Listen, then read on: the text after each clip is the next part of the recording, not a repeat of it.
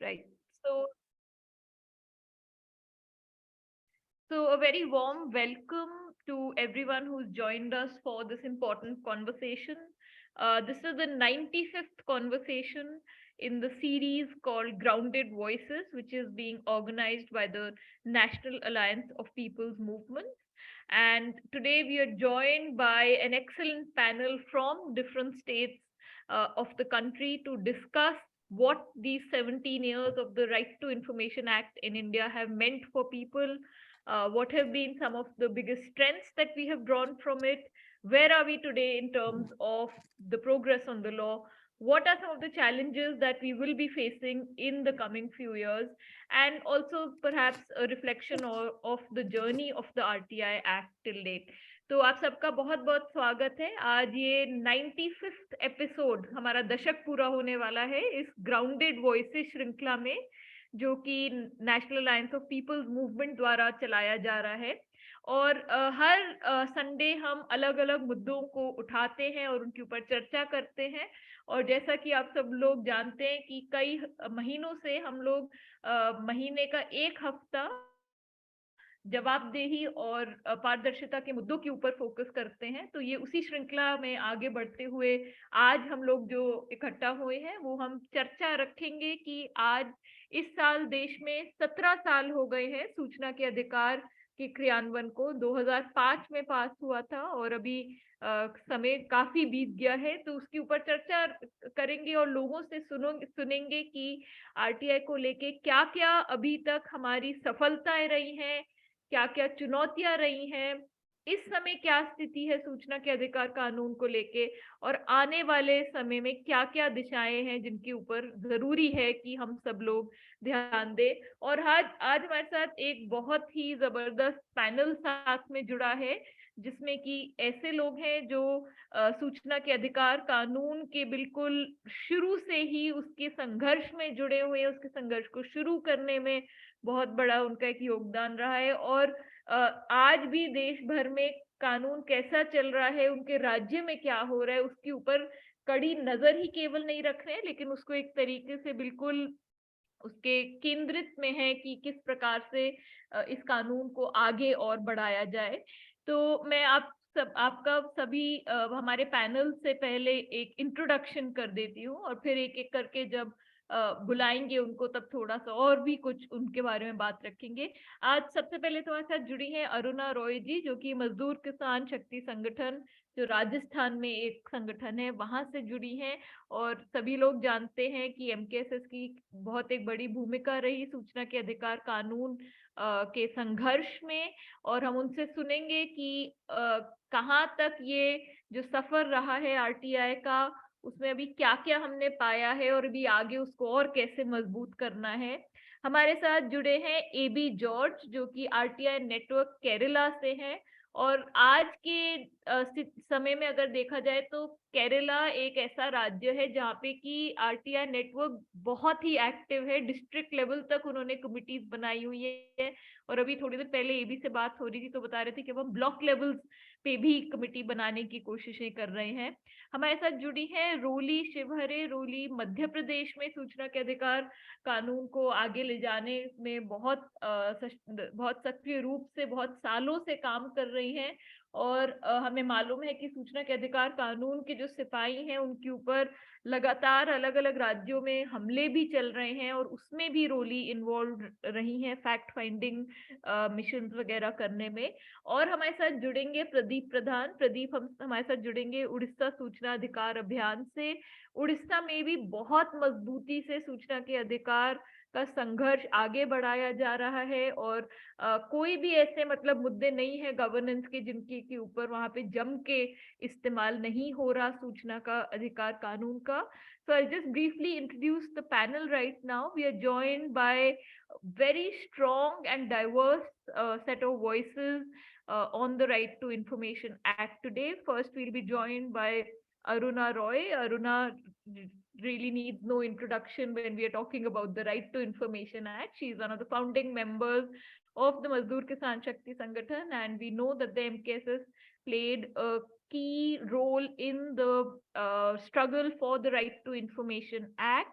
and they have been going from strength to strength since then. So we will be hearing from her some of the reflections of 17 years of the RTI Act. We are also joined by Abey George, who is joining us from Kerala.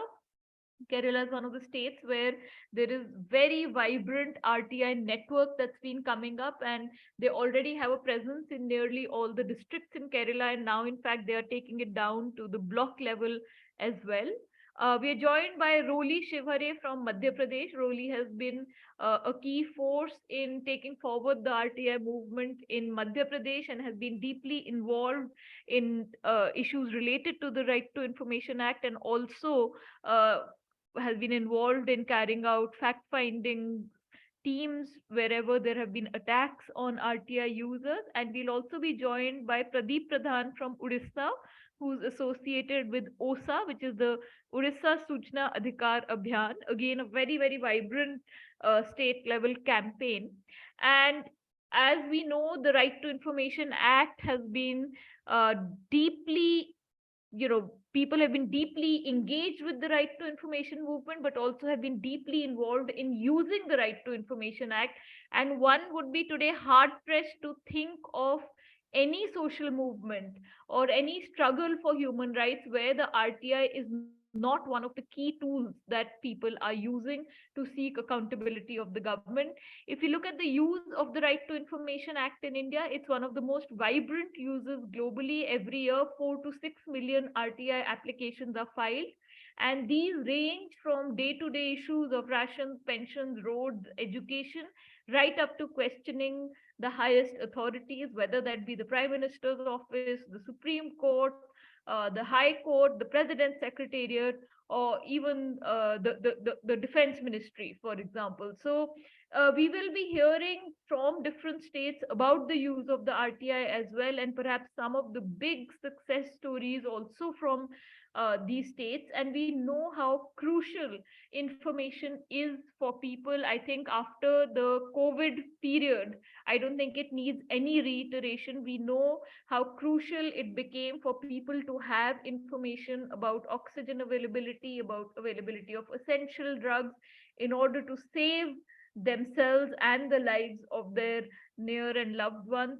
तो आज जो हम चर्चा करेंगे, हम सूचना के अधिकार कानून के उपयोग के बारे में, उसकी सफलताओं के बारे में, और जो भी चुनौतियां हैं उन सब के बारे में सुनेंगे अपने पैनल से। और सूचना का अधिकार एक ऐसा कानून है जो कि देश भर में कोई भी संघर्ष हो मानव अधिकार को लेके, कोई भी सोशल मूवमेंट हो, उसमें उसका बहुत जम के इस्तेमाल होता है। अगर हम विश्व भर के आंकड़े देखें तो भारत देश में सूचना के अधिकार कानून का सबसे ज्यादा प्रयोग होता है।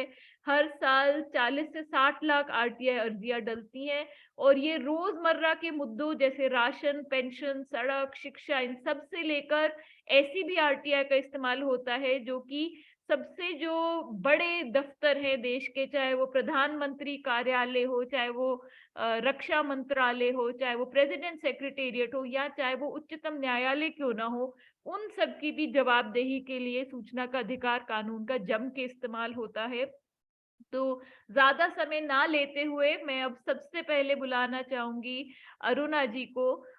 और अरुणा जी, आपसे यही रिक्वेस्ट है कि यदि आप शेयर करें और reflections on the right to information act over the 17 years, and also perhaps a reflection on the way ahead.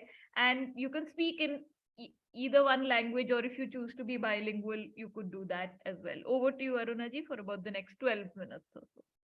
Thank you, Amrita. I may just exceed the 12 by 2 minutes or 3, because if I have to speak in 2 languages and translate myself, which I would like to do, then it will take a few more minutes, but I'll keep to my time. RTI, I'm also a founder member of the NCPRI, which people seem to forget nowadays, that the NCPRI has forgotten its older members in a sense. So I would like to say that of the founder members, we are only a few people, I think, who are still alive in that group. Many people have passed away.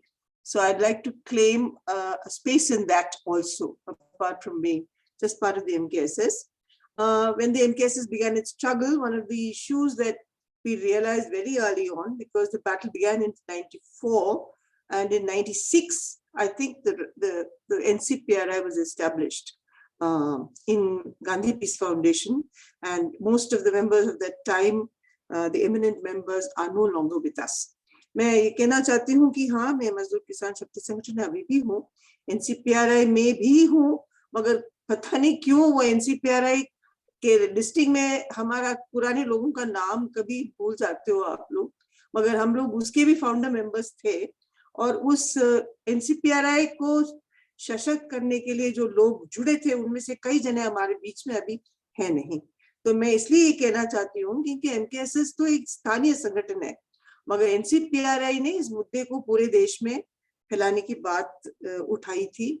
और जब justice Sawant का जो what हम जिसको press council draft कहते हैं, उसका जब उसका जो 96 में लोगों के सामने वो रखा गया, उसको लेके घूमने की जो भूमिका थी, वो NCPRI ने कहा, भले हम लोग उसमें MKSS से भी थे, कविता श्रीवास्तव भी हमारे साथ बहुत सारे राज्यों में उस बार घूमी थी। So we actually, the NCPRI took the responsibility of taking the act after 1996, when the press council draft, which Justice Sawant had drafted with a committee of 20, with constant interaction from field level experiences, that law was actually circulated to all the state governments by a team of people in which we were there. The MKSS was there, and Kavita Srivastava was also a prominent member of that group, because she used to be secretary NCPRI, and NCPRI के जो office था वो राजस्थान में जयपुर में कविता के घर में हुआ करता था। मैं ये थोड़ा सा इतिहास इसलिए बता रही हूँ क्योंकि शुरुआत हुआ उस समय दिल्ली के में जगह नहीं थी, इसलिए जयपुर से शुरू हुआ था। This is slightly I want to talk about narrative histories also, क्योंकि हिस्ट्री भी एक बहुत बड़ी चीज है जो हम लोगों को थोड़ा याद रखना चाहिए। और ये दो हिस्से में मैं इसको बांटूंगी। Let me the brief time that I have with you, I'll divide into two concepts. One is the organic concept of the RTI and its role in making democracy work constitutionally. Actually, let's not forget that the most important part of the RTI is to make sure that the constitutional rights that we have, the fundamental rights that we have, are in place. And actually, RTI, in my understanding, and as Amrita also said in the beginning, is a transformatory law. Because RTI by and of itself is nothing. But in the nature of its application, whether it is part of a human rights movement, food rights movement, or information seeking, for justice, for women's rights, for violation of fundamental rights to live, I mean, there's a range of activities. So it lends itself to various different campaigns. So that's why Mr. S.R. Shankaran, who is also one of the founder members of the NCPRI and a very eminent civil servant in Hyderabad, called it actually first time a transformatory law, which enables you to access other laws. क्योंकि सूचना के अधिकार ऐसा कानून है जो हमें संविधान के जितने हमारे अधिकार हैं उनको पाने के लिए सशक्त करता है। पाने के लिए सशक्त करता है कैसे? क्योंकि कोई भी अधिकार ना मिले तो सूचना के अधिकार एक माध्यम बनता है उस कानून के अधिकारों को पाने के लिए। तो एस.आर. शंकरन जो हमारे वो NCPRI के बुनियादी टीम के मेंबर थे, जिसमें हम सारे बहुत सारे लोग थे, और उस समय इसका जो ऑफिस जो था कविता श्रीवास्तव के घर में जयपुर में पहले बारी बना, और कविता इसीलिए सबसे पहले हमारी सेक्रेटरी NCPRI भी थी। तो वो जो इतिहास है उसको मैं दोहराना इसलिए चाह रही हूँ क्योंकि हम लोगों को अपना इतिहास जरूर कहीं ना कहीं मन में रखना है और लिखना भी चाहिए। और मुझे लगता है हिस्ट्री ऑफ द RTI इस तरीके से हम लोगों को ऑफ द NCPRI भी बनानी चाहिए। और ये इसलिए जरूरी है क्योंकि कानूनी हक को पाने के लिए ये सूचना का अधिकार ने बहुत बड़ा काम किया है और लोकतंत्र और संवैधानिक हकों को अपने जगह लाने के लिए बहुत काम किया है। मुझे इस पे बहुत ज्यादा बोलने की जरूरत नहीं है। You all know what the various are. Like for instance, whether it's the elections or whether it's accessing information about the role of the Supreme Court or judges and their roles, or whether it is in accessing is governance, it has played a fundamental role. And I want to say this, that the RTI was the first law that really brought governance into the spectrum of consideration of people. Before that, governance was seen as something which was only done by officers or the IAS, and it had nothing to do with people. But the RTI and its use brought the concept of governance into the public domain and made it a part of the general discourse. सरकारी तंत्र को देखते कहते थे सरकार में क्यों जा रहे हो, वो तो हमारे दुश्मन है, उनके पास क्यों जा रहे हो, ये कहा जाता था। मगर सूचना के अधिकार के आंदोलन में भी पहले खूब हमारे पास शिकायत आती थी कि आप सरकार के साथ क्यों जुड़ रहे हो, सरकार के पास क्यों जा रहे हो। तो ये जो भावना है कि ये सरकारी तंत्र हमारे लिए काम करना चाहिए, और जो सरकार का जो तौर तरीका है या उसका जो व्यवस्था है वो हमारा है, ये मेरे ख्याल से सबसे पहले कानून जिसने इसका स्थापना बहुत सारे छोटे छोटे इकाइयों में किया। कोई जैसे बोला गया, वो राशन हो या पानी हो या स्कूल की एडमिशन हो या दवाई ना मिला हो, उसके थ्रू हम लोग शासन में घुस गए और तंत्र को हमारे तरफ ले आए। क्या कि वो तंत्र हमसे अलग हो गया था, लोग हम थे, तंत्र अलग था, तो तंत्र के ऊपर कब्जा करने के लिए हमें एक बहुत बड़ी भूमिका निभाई। The second thing that I feel that the Right to Information Law has done, and very strongly done within the organic role, is the protection of our right to freedom of expression. We must not forget कि आज की इस परिस्थिति में इसने हमें एक कानूनी अधिकार दिया है to ask questions. हम प्रश्न पूछ सकते हैं, और प्रश्न पूछने से कई जगह अभी भी जेल में डाला जा रहा है, अभी भी विरोध को जेल में डाल रहा है, मगर फिर भी हमारे बहुत सारे लोगों को पूछने का, सवाल करने का अधिकार अभी भी सुरक्षित है। तो मुझे लगता है कि ये जो प्रश्न पूछने का जो अधिकार था, ये हमारे लिए बहुत महत्वपूर्ण था, और ये इसको अभी तक कायम रखा है। एक गरीब आदमी पहले जाके राशन के लिए पूछता था तो उसको जेल में डालते थे। Today, if you ask for any of those fundamental basic rights of survival, whether it's food security, NREGA, all the local panchayat, whatever it is, you are still protected and you have kept secure. At least you're not immediately taken to a police station and accused of being an unsavory element. So in this, the right to question has become common parlance because of the RTI. The second major role it's played, I'm going from organic to its second role of using the law in a mechanical or in a constructive instrumental sense to get access to information and to put in a procedure and a process has been a very important thing. कानून ने एक तौर तरीका लेके आया जिसके आधार पर हम लोग एक सूचना को मांग सकते हैं, उसको कैसे एक्सेस कर सकते हैं, ये तो स्थापित कर दिया है। और अभी 40 से 60 लाख लोग जो इसको इस्तेमाल करते हैं वो अच्छे से जानते हैं कानून को इस्तेमाल कैसे करना चाहिए, और एक तरीके से रूल ऑफ लॉ को ना बिगाड़ के अपने अधिकार को रखने का एक तरीका बहुत सक्षम तरीके से हम लोग लेके आए हैं। In this access to the law and its application, there is the journey of the application of an application filed from the PIO to the APIO to the commission to appeal against the commission. वो पूरा एक सिलसिला चला है, and in this, I think, जो bulk of the RTI users have really etched and made a very considerable history, which I think all of you know extremely well, and many of them know it better than I.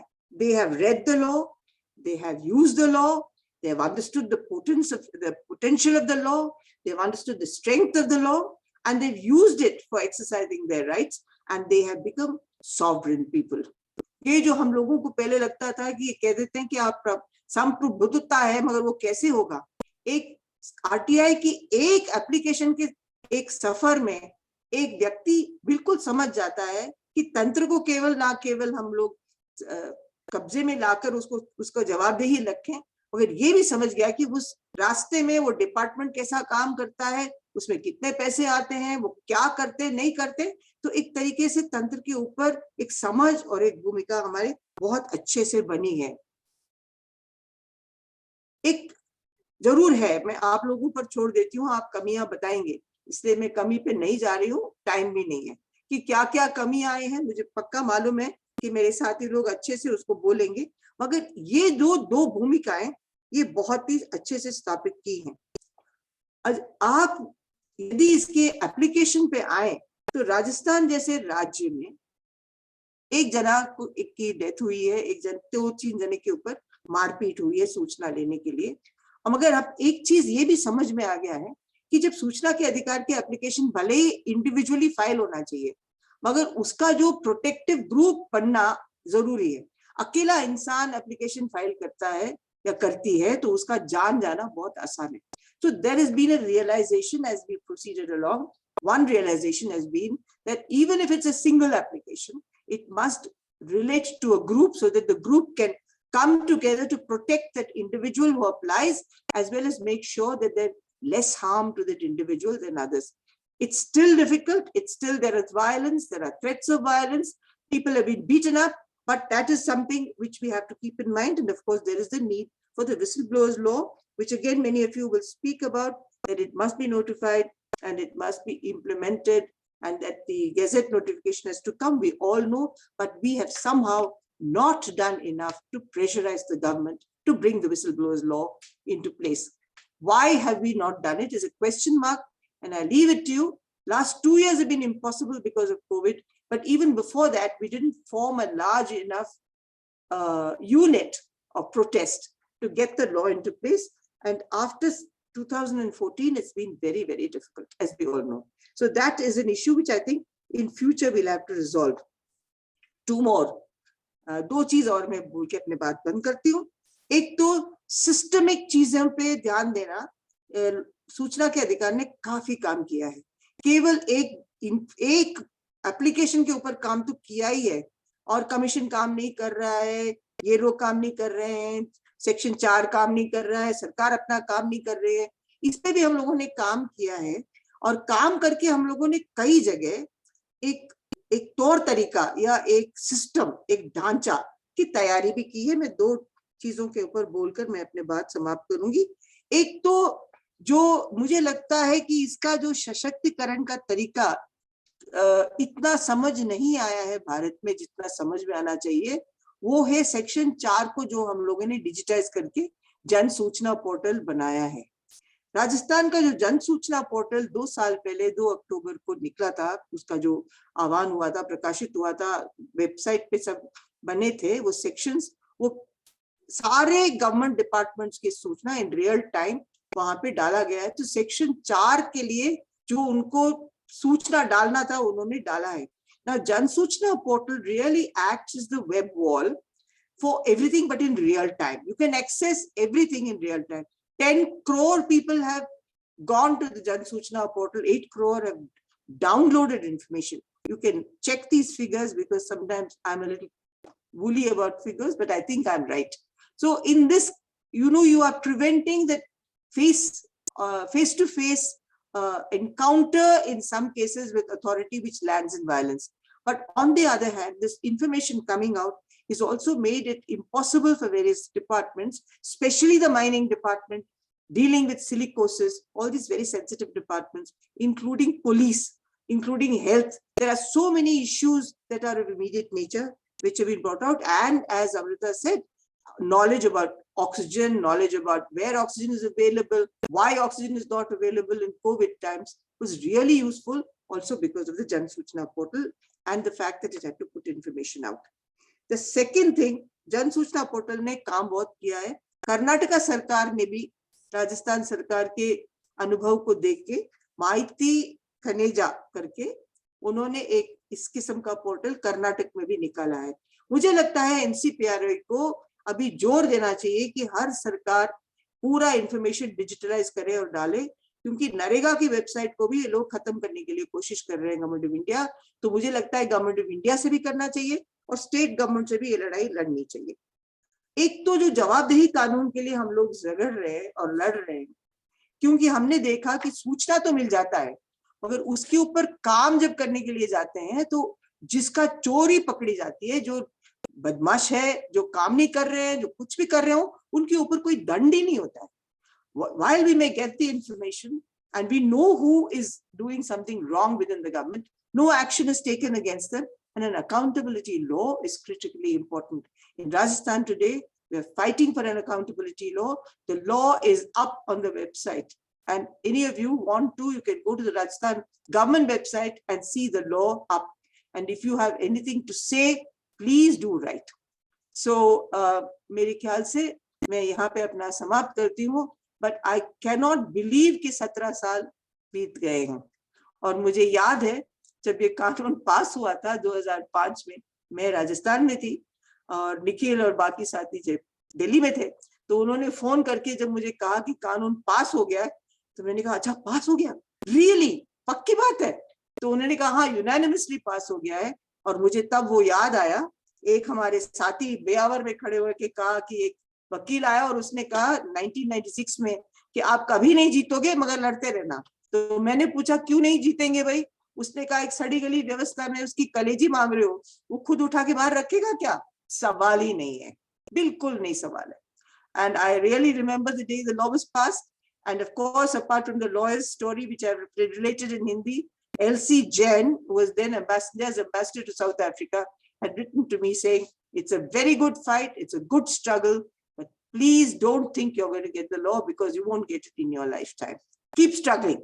So for me, the passage of the law itself was a huge victory because it was stacked against odds, but it was circumstances, it was the right time, it was a window of opportunities, it was many of us coming together, the whole of all the sectors in India coming together, and it was a truly democratic campaign in that it brought together the workers, the strugglers, the peasants, the women, the researchers, even sometimes people who were corporates who wanted information. So it brought the whole gamut together to fight for the law.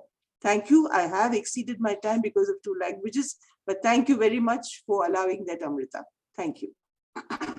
Thank you so much, Aruna ji, because also you presented such a great historical perspective as well. So absolutely all right on the time, no issues at all. And also thank you for reflecting a little bit about the future direction, because I think also with some of the challenges around data protection and all coming up, it's going to be a real challenge to save big databases that are out there. And we know how important it is for people to have that granular information, because only statistics does not enable you to demand accountability unless you have that detailed information in your hand about what, where, when, how much, etc. You're not able to actually seek any meaningful accountability, and forget accountability, you're not even able to engage meaningfully with the government. तो आपका बहुत बहुत धन्यवाद अरुणा जी, आपने एक ऐतिहासिक जो perspective है वो भी आपने कवर करा, और आगे जाते हुए क्या क्या दिशा जरूरी है उस पे भी आपने थोड़ी रोशनी डाली. और मुझे पता है अरुणा जी आपको थोड़ा सा लॉग आउट शायद करना पड़े, but may be if you could join back for the Q&A in about 45 minutes from now, that would be really nice to have you back then. I'd now like to invite the next person who's with us. Abey, I'd like to invite you to speak next, and Abey will be speaking exclusively in English, so I will provide a brief translation after he finishes. तो Abey अपनी बात अंग्रेजी में रखेंगे, तो उनके बोलने के बाद मैं हिंदी में संक्षिप्त में उसका एक अनुवाद रखूंगी आप सबके सामने. And Abey, I'd like you to talk to us about some of the important use of the Right to Information Act in Kerala, perhaps give us some examples as well, and then also talk to us about what are the key challenges that you're facing vis-a-vis access to information and then using it for accountability. Over to you, Abey, for the next 12 to 13 minutes.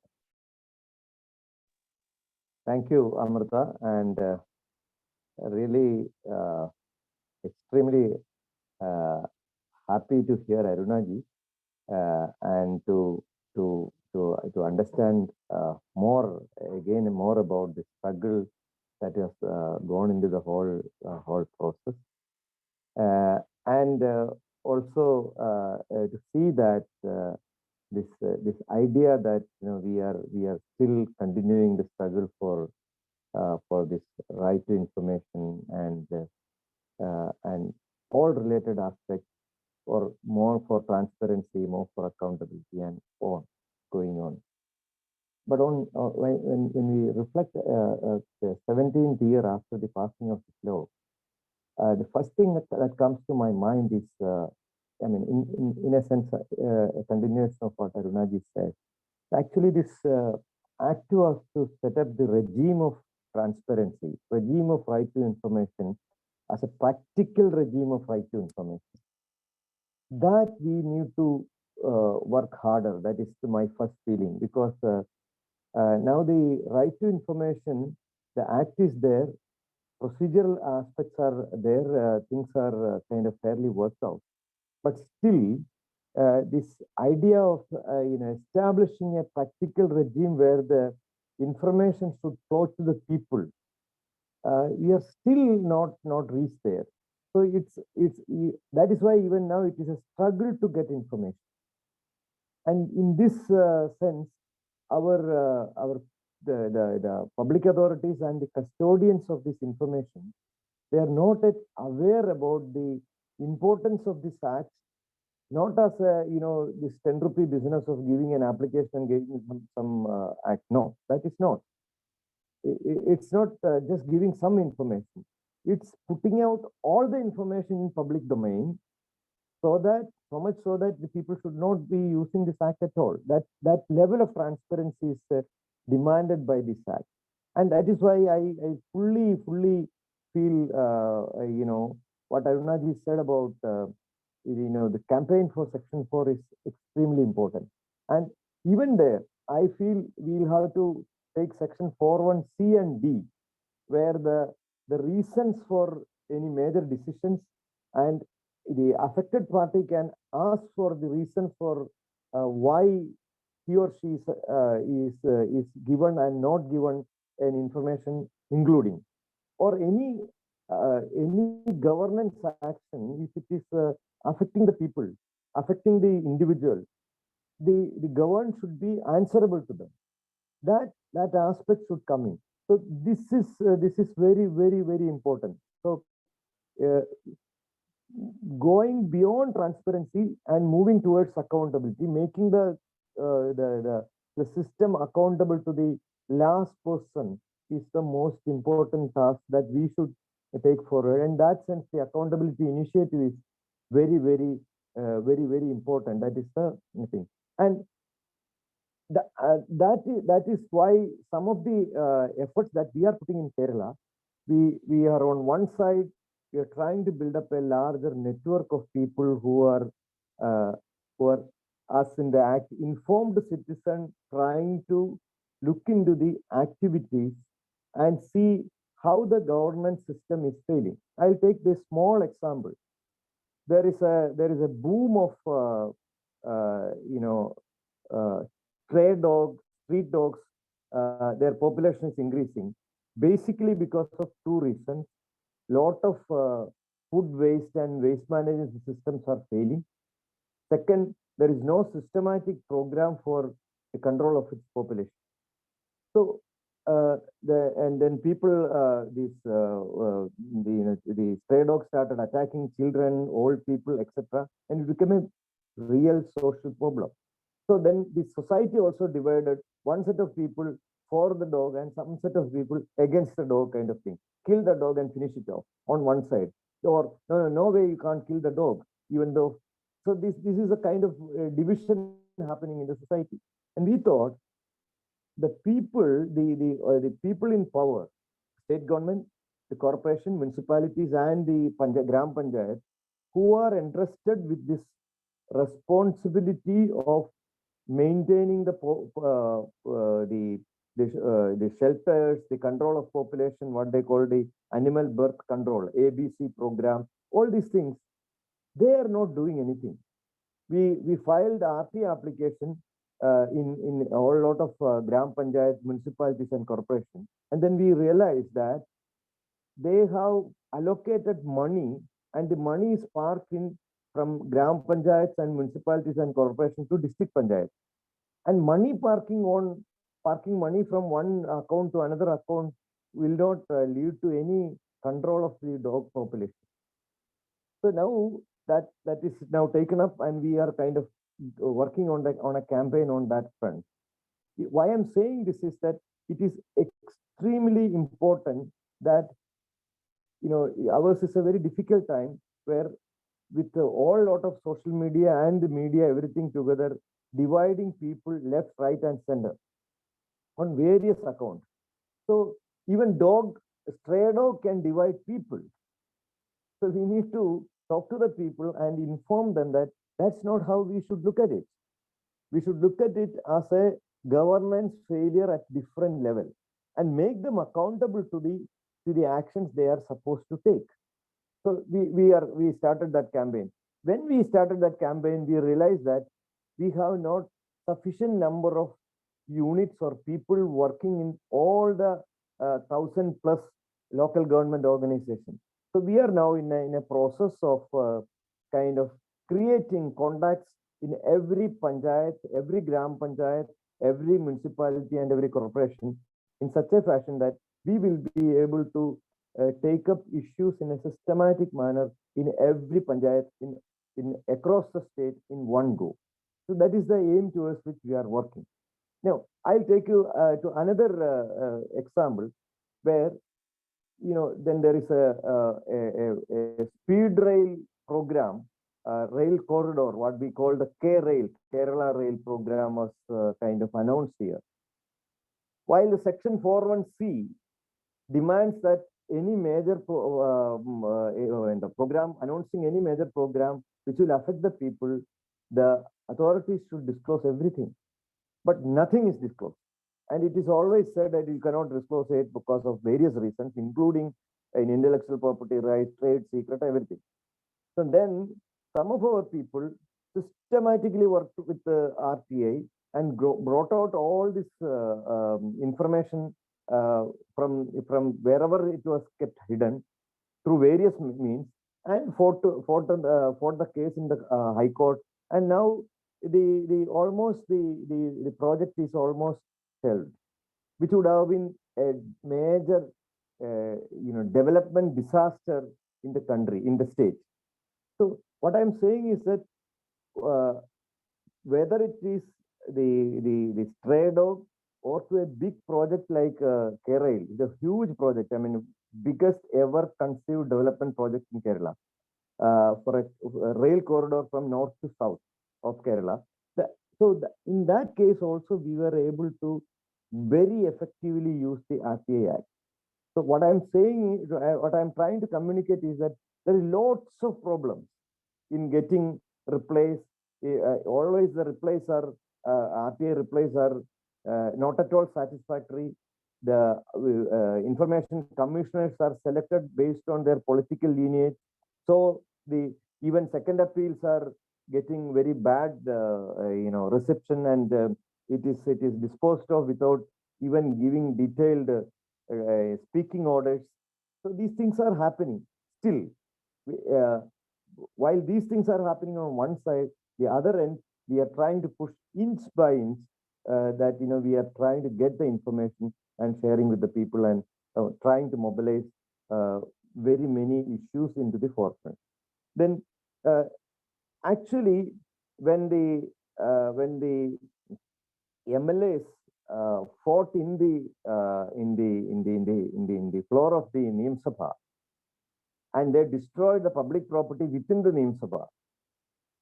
Now it is taken into a serious case where ministers are in trouble.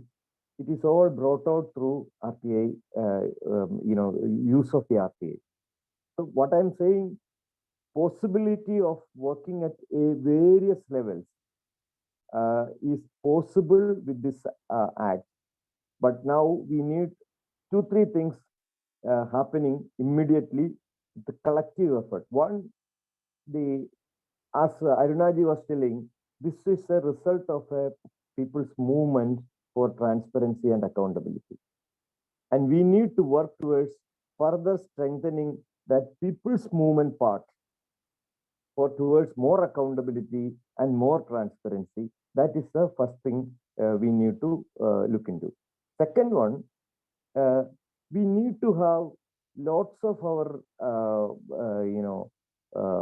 I'll say information warriors, well equipped with the rules and the act and the rules, and in training themselves in making very sharp questions. Because over a period of time, what happened is that because of lack of training and understanding, public information officers are also got into a mindset, give the reply but not give the information. So we are getting lots of reply, but the information is somehow hidden from that reply. So we need to train ourselves, our own people, to ask sharper questions, so much so that nobody should get out of, nobody should be able to, able to bypass the, information while giving the answer. So we are now into a process of training our youngsters in that process, and that is the challenge that I think we all have to take up very seriously. Third one, I will say that we need to make very rigorous assessment of the performance of public information officer, and especially the performance of our information commissioners. So we in Kerala, we set up a team of people looking into the orders of the information commissioners and analyzing and writing back to them how their conclusions and their orders are violating the RTI Act itself. So that process is slowly, it's a kind of an informal dialogue with the information commissioners, which will slowly improving, and that's my reading, slowly improving the quality of the delivery of the second appeal orders. So we need to work on that, and we are also on another front, we are also trying to impart more training to some of our people who are into the some of our workers who are into the training section within the government, trying to give lot more of training to the public information officers. So what I am saying is that we need to work on various fronts, but the most important thing, make it again as an organized collective movement for transparency. That's that much from this side now. I will join later with whatever questions and doubts you have. Thank you very much. Right. Thank you so much for that, Abey, and also for actually talking to us about some practical things that need to be done and not just in a theoretical framework. तो मैं संक्षिप्त में हिंदी में बता देती हूँ कि AB ने क्या क्या बातें रखी। एबी ने अपनी बात शुरू करी ये बोल के कि अब कानून भी है, प्रक्रिया भी है, उसके सब नियम भी बने हुए हैं, लेकिन जो आज भी जो सबसे बड़ी चुनौती है वो यही है कि लोगों को इससे और ज्यादा कैसे जोड़ा जाए और कैसे सशक्त तरीके से लोग इस कानून का इस्तेमाल करें। एबी ने बोला कि धारा 4 में जो बहुत दो जरूरी उपधाराएं हैं, 4(3) और 4(4), जो कि ये कहती है कि सरकार जो भी नियम बनाए या जो भी निर्णय ले या कोई भी ऐसी नीति बनाए, तो ना केवल उसकी जानकारी, लेकिन उस नीति या नियम के पीछे या निर्णय के पीछे जो कारण थे वो भी खुद ब खुद सरकार को सार्वजनिक करने होते हैं। तो उन्होंने बोला कि ये एक एक्चुअली बहुत ताकतवर हिस्सा है कानून का, और शायद इसके ऊपर अभी बहुत कम एक तरीके से इम्प्लीमेंटेशन हो रहा है, और इसको बहुत जरूरी है जोर की एक तरीके का धक्का देना जिससे कि ये ज्यादा से ज्यादा चले। उन्होंने कई एग्जाम्पल शेयर करे केरला से। उन्होंने बताया जैसे इस समय पर वहां पे जो सड़क के जो कुत्ते हैं उनको लेकर एक बहुत बड़ा विवाद खड़ा हुआ है, क्योंकि उनकी जनसंख्या बहुत बढ़ गई है, जिस कारणवश कई बार बच्चों के ऊपर प्रहार करते हैं कुत्ते, कई बार लोगों के ऊपर प्रहार करते हैं, और इस कारणवश दो विचारधाराएं बन गई है। एक विचारधारा कहती है कि भाई उन कुत्तों का ध्यान रखें, उनको मारे ना, उनको पिटाई ना करें और ये सब कुछ, और दूसरी तरफ लोग बोलते हैं कि इनको तो बिल्कुल मार देना चाहिए, ये लोगों के लिए एक डेंजर है। तो उन्होंने बोला कि उसमें केरला में साथियों ने मिलकर निकाला कि भाई एक तरीका विवाद खत्म करने का और लोगों को साथ जोड़ने का ये भी है कि इस बात पे ज्यादा जोर दिया जाए और इस बात को ज्यादा आकर्षित किया जाए कि इन सब में सरकार की क्या भूमिका है, क्योंकि हमें पता है कि एनिमल कंट्रोल बोर्ड सब जगह बने हुए हैं, उनका एक बजट भी होता है, उसमें लोग भी होते हैं। तो मैं बोला कि हमने फिर फोकस और विवाद ये छेड़ा और ये चर्चा उठाई हमने लोगों के साथ कि भाई ये सवाल नहीं है कि कुत्तों को मार दिया जाए कि उनको ना मारा जाए या उनको ध्यान से रखा जाए, सवाल ये कि इस पूरे में सरकार की क्या भूमिका है और सरकार क्या इस मुद्दे को लेके कर रही है।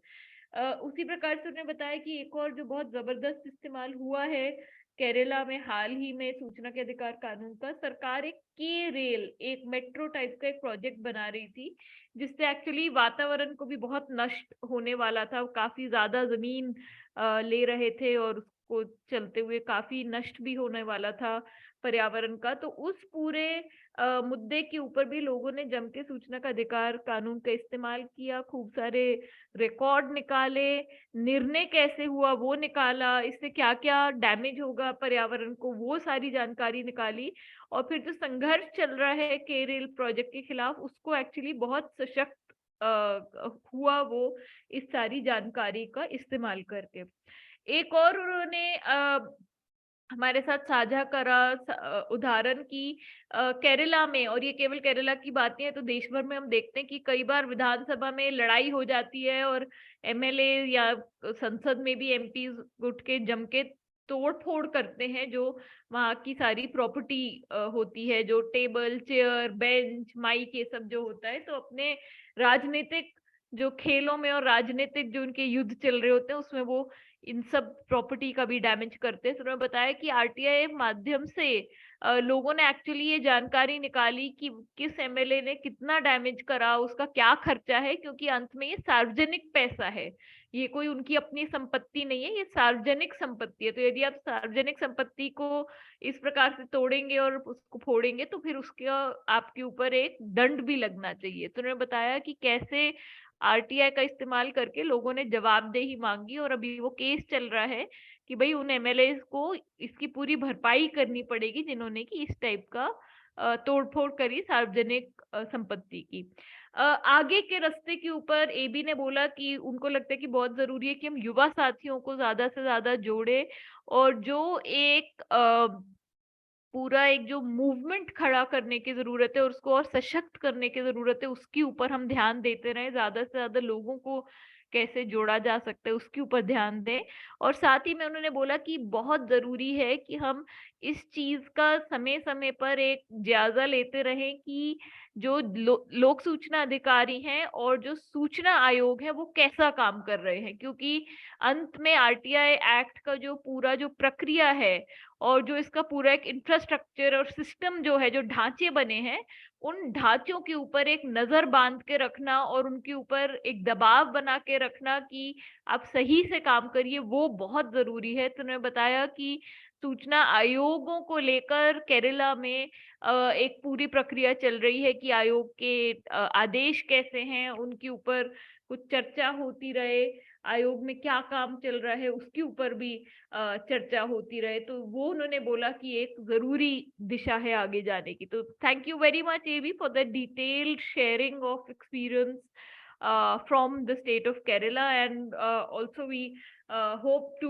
keep hearing from you about how the campaign is going from strength to strength in terms of having an even more vibrant presence at the ground level. Pradeep, अगर आप जुड़े हुए हैं और आप मेरे को सुन पा रहे हैं, perhaps we can have you next. Pradip, are you able to hear me?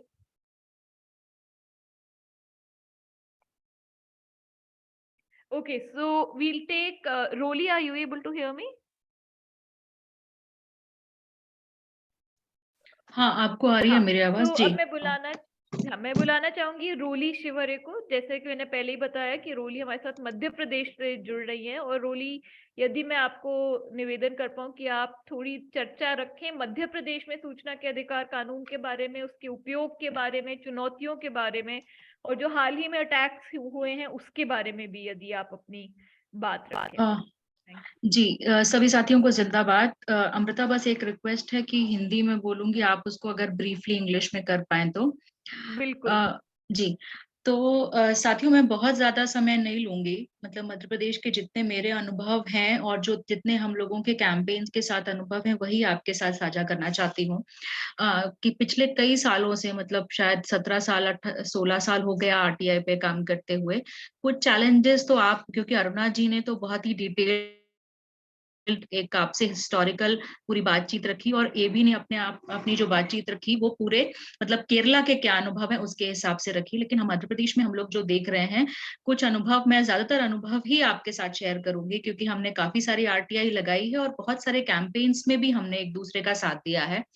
तो मध्य प्रदेश के हालात में कुछ हालात तो आप देखेंगे कि जैसे पहले थे, कुछ चीजें तो अभी भी वैसी ही हैं। मतलब आपको जैसे लोक सूचना अधिकारी के पास आप स्ट्रगल करते हैं आरटीआई लगाने के लिए, आप जाते हैं तो आपसे आरटीआई नहीं लेते हैं, वो आरटीआई लेते हैं तो फिर उसके बाद जवाब नहीं देते हैं, जवाब देते हैं तो फिर आधा अधूरा जवाब देते हैं, फिर आप प्रथम अपील के लिए जाते हैं।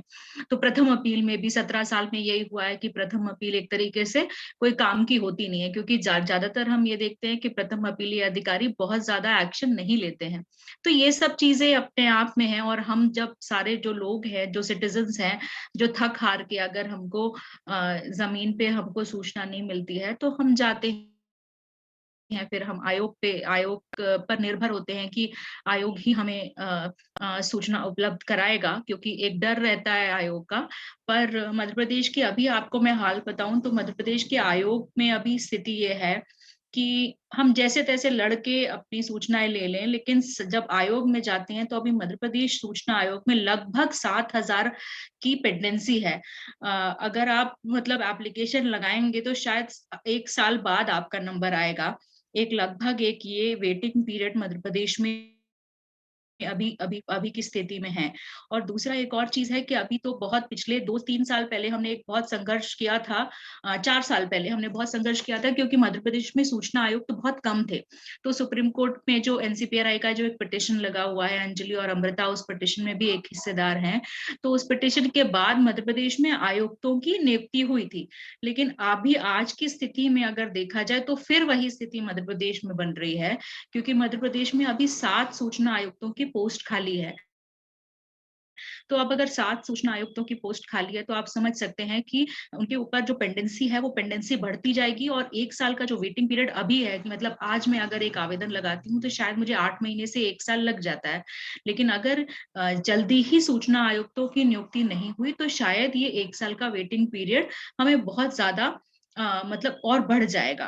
तो मध्य प्रदेश की अभी एक तो ये है। अभी एक और चीज है कि मध्य प्रदेश में अगर हम बात करें सूचना आयुक्तों के ही कॉन्टेक्स्ट में अगर बात करें तो हमारे यहाँ कुछ सूचना आयुक्त हैं जो बहुत ही अच्छा काम कर रहे हैं और जिनके बहुत अच्छे प्रोग्रेसिव ऑर्डर्स हो रहे हैं। जैसे हाल ही में एक सूचना आयुक्त ने एक ऑर्डर दिया कि एफआईआर का जो कॉपी है वो आपको 48 घंटे के अंदर दिया जाएगा। तो वो अपने आप में एक बहुत सभी लोगों के लिए काफी इंपॉर्टेंट ऑर्डर है, क्योंकि जब हम सूचना के अधिकार में 48 घंटों की बात करते हैं तो 48 घंटे में कौन सी सूचना मिलेगी कौन सी नहीं मिलेगी, देखिए कानून तो एकदम स्पष्ट कहता है कि जो सूचना जीवन के अधिकार से जुड़ी हुई है वो आपको 48 घंटे के अंदर दी जाएगी। लेकिन कई बार क्या होता है कि आपको वो मतलब कहीं पे डिफाइन नहीं किया है, कहीं भी परिभाषित नहीं किया गया है कि ऐसी कौन सी सूचनाएं होंगी। तो इसी प्रकार अभी सूचना आयोग ने एक ये 48 आवर्स 48 घंटे में एफआईआर की सूचना दी जाएगी। एक ये अच्छा एक ऑर्डर अभी मध्य प्रदेश में दिया है। इसी प्रकार एक बार बार हम सब देखते हैं जब हम महिला मुद्दों में काम करते हैं तो हम देखते हैं कि अगर मान लीजिए किसी महिला के ऊपर हिंसा हो रही है और डोमेस्टिक वायलेंस का केस है, तो फिर जब वो अपने पति की सैलरी मेंटेनेंस का कोई केस चल रहा है तो जब अपनी पति की सैलरी की डिटेल्स मांगने जाती है तो उसको नहीं दी जाती है और उसको ये कहा जाता है कि थर्ड पार्टी इंफॉर्मेशन है तो हम आपको नहीं देंगे। लेकिन अभी इस पर भी मध्य प्रदेश के सूचना आयोग ने एक अच्छा फैसला दिया है। उन्होंने कहा है, और उन्होंने जिस व्यक्ति ने जिस आयोग अधिकारी ने ये सूचना उनको नहीं दी थी उनके खिलाफ उन्होंने जुर्माना भी लगाया है। तो ये कुछ इस प्रकार के मध्य प्रदेश में केस है। एक केस में और आपके साथ रखना चाहती हूँ कि मेडिकल रिपोर्ट, जब हम जैसे कोविड के समय आपको याद होगा कि जो भी व्यक्ति अस्पताल में एडमिट हुए उसके मेडिकल रिपोर्ट दिए ही नहीं जा रहे थे। बहुत ज्यादा मामले ऐसे आए थे, मतलब आपको बस ये भी, और इवन जो डिस्चार्ज पेपर है उसमें भी ये नहीं लिखा जा रहा था कि व्यक्ति की मौत क्यों हुई है, किस कारण से हुई है। तो अगर जब आपके प्रमाण पत्र पे डेथ का नहीं लिखा गया है, तो कई बार जब लोग मध्य प्रदेश में मुआवजा मांगने के लिए जा रहे थे, क्योंकि मध्य प्रदेश सरकार ने शुरुआत में तो एक अनाउंस किया था कि हम जिसकी भी डेथ कोविड के दौरान हुई है, हम उसको 5 लाख का मुआवजा देंगे। लेकिन अब ऐलान तो ऐलान होता है, आप समझते हैं, मतलब उसकी कोई गारंटी नहीं होती कि आपको पैसा दिया जाएगा कि नहीं दिया जाएगा। लेकिन बाद में उसको 50,000 कर दिया गया। अब इस 50,000 में जब लोगों ने आवेदन लगाने शुरू किए, तो उनके साथ बहुत ज्यादा संकट आने लगा कि उनके पास कोई पेपर ही नहीं है जहां पर ये लिखा है कि उनकी मृत्यु कोविड से हुई है, क्योंकि ना अस्पताल ने कहीं लिख कर दिया है, ना ही उनके कई बार मृत्यु प्रमाण पत्र में लिखा हुआ है कि उनकी मतलब जो शमशान की रसीद होती है उस तक में नहीं लिखा हुआ है कि वो कोविड से डेथ हुई। तो इस वजह से बहुत लोगों ने स्ट्रगल किया। तो अभी सूचना आयोग ने एक जजमेंट दिया, वो कोविड के कॉन्टेक्स्ट में नहीं है, लेकिन उन्होंने कहा है कि अगर कोई मेडिको लीगल केस है, कोई इस प्रकार का केस है, तो उसकी मेडिकल रिपोर्ट सूचना के अधिकार में दी जानी चाहिए। तो इस तरीके के कुछ अच्छे ऑर्डर भी मध्य प्रदेश में आ रहे हैं। तो मतलब एक बात मैं कहूं कि कहीं कुछ निराशाएं हैं तो कुछ आशाएं भी हैं। ऐसा नहीं है कि हम बहुत निराश हैं। एक आशा मैं आपसे ये भी शेयर करती हूँ, क्योंकि 17 साल कई बार हम लोग बहुत ही फ्रस्ट्रेट हो जाते हैं, हम बहुत दुखी हो जाते हैं कि अब आयोग में जाते हैं, मतलब कई बार होता है कि आप पे दबाव बनाया जाता है कि आरटीआई में कुछ नहीं हो रहा है।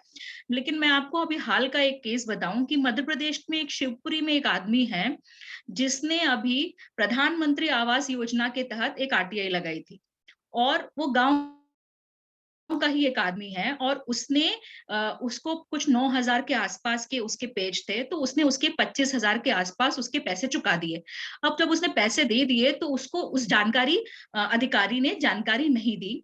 और आपको जब ये पूरा मामला आगे आयोग में गया, तो अभी जब आयोग ने डिपार्टमेंट में गया, मतलब फर्स्ट अपील में गया, तो उसमें ये हुआ कि वो जो व्यक्ति है, वो व्यक्ति बैलगाड़ी से गया और वो सारी सूचनाएं लिया, और बैलगाड़ी के साथ वो सूचना के साथ वो बैंड बाजा भी लेकर गया, और वो बैंड बाजा के साथ उसने मतलब एक तरीके से वो उसने सेलिब्रेट किया कि मैंने इतनी लंबी 2 महीने 3 महीने की उसने लंबी लड़ाई लड़ी, और वो बैलगाड़ी से सूचना लेने जा रहा है और साथ में बैंड भी लेकर जा रहा है। मतलब वो अपने आप में बड़ा सुंदर एक चीज है, जो हमें दिखाता है कि आदमी को जब सूचना मिल जाती है जिसके लिए वो लड़ाई लड़ रहा है, तो कितनी मतलब उसको उम्मीद होती है कि मतलब कुछ तो ये कानून करता ही है।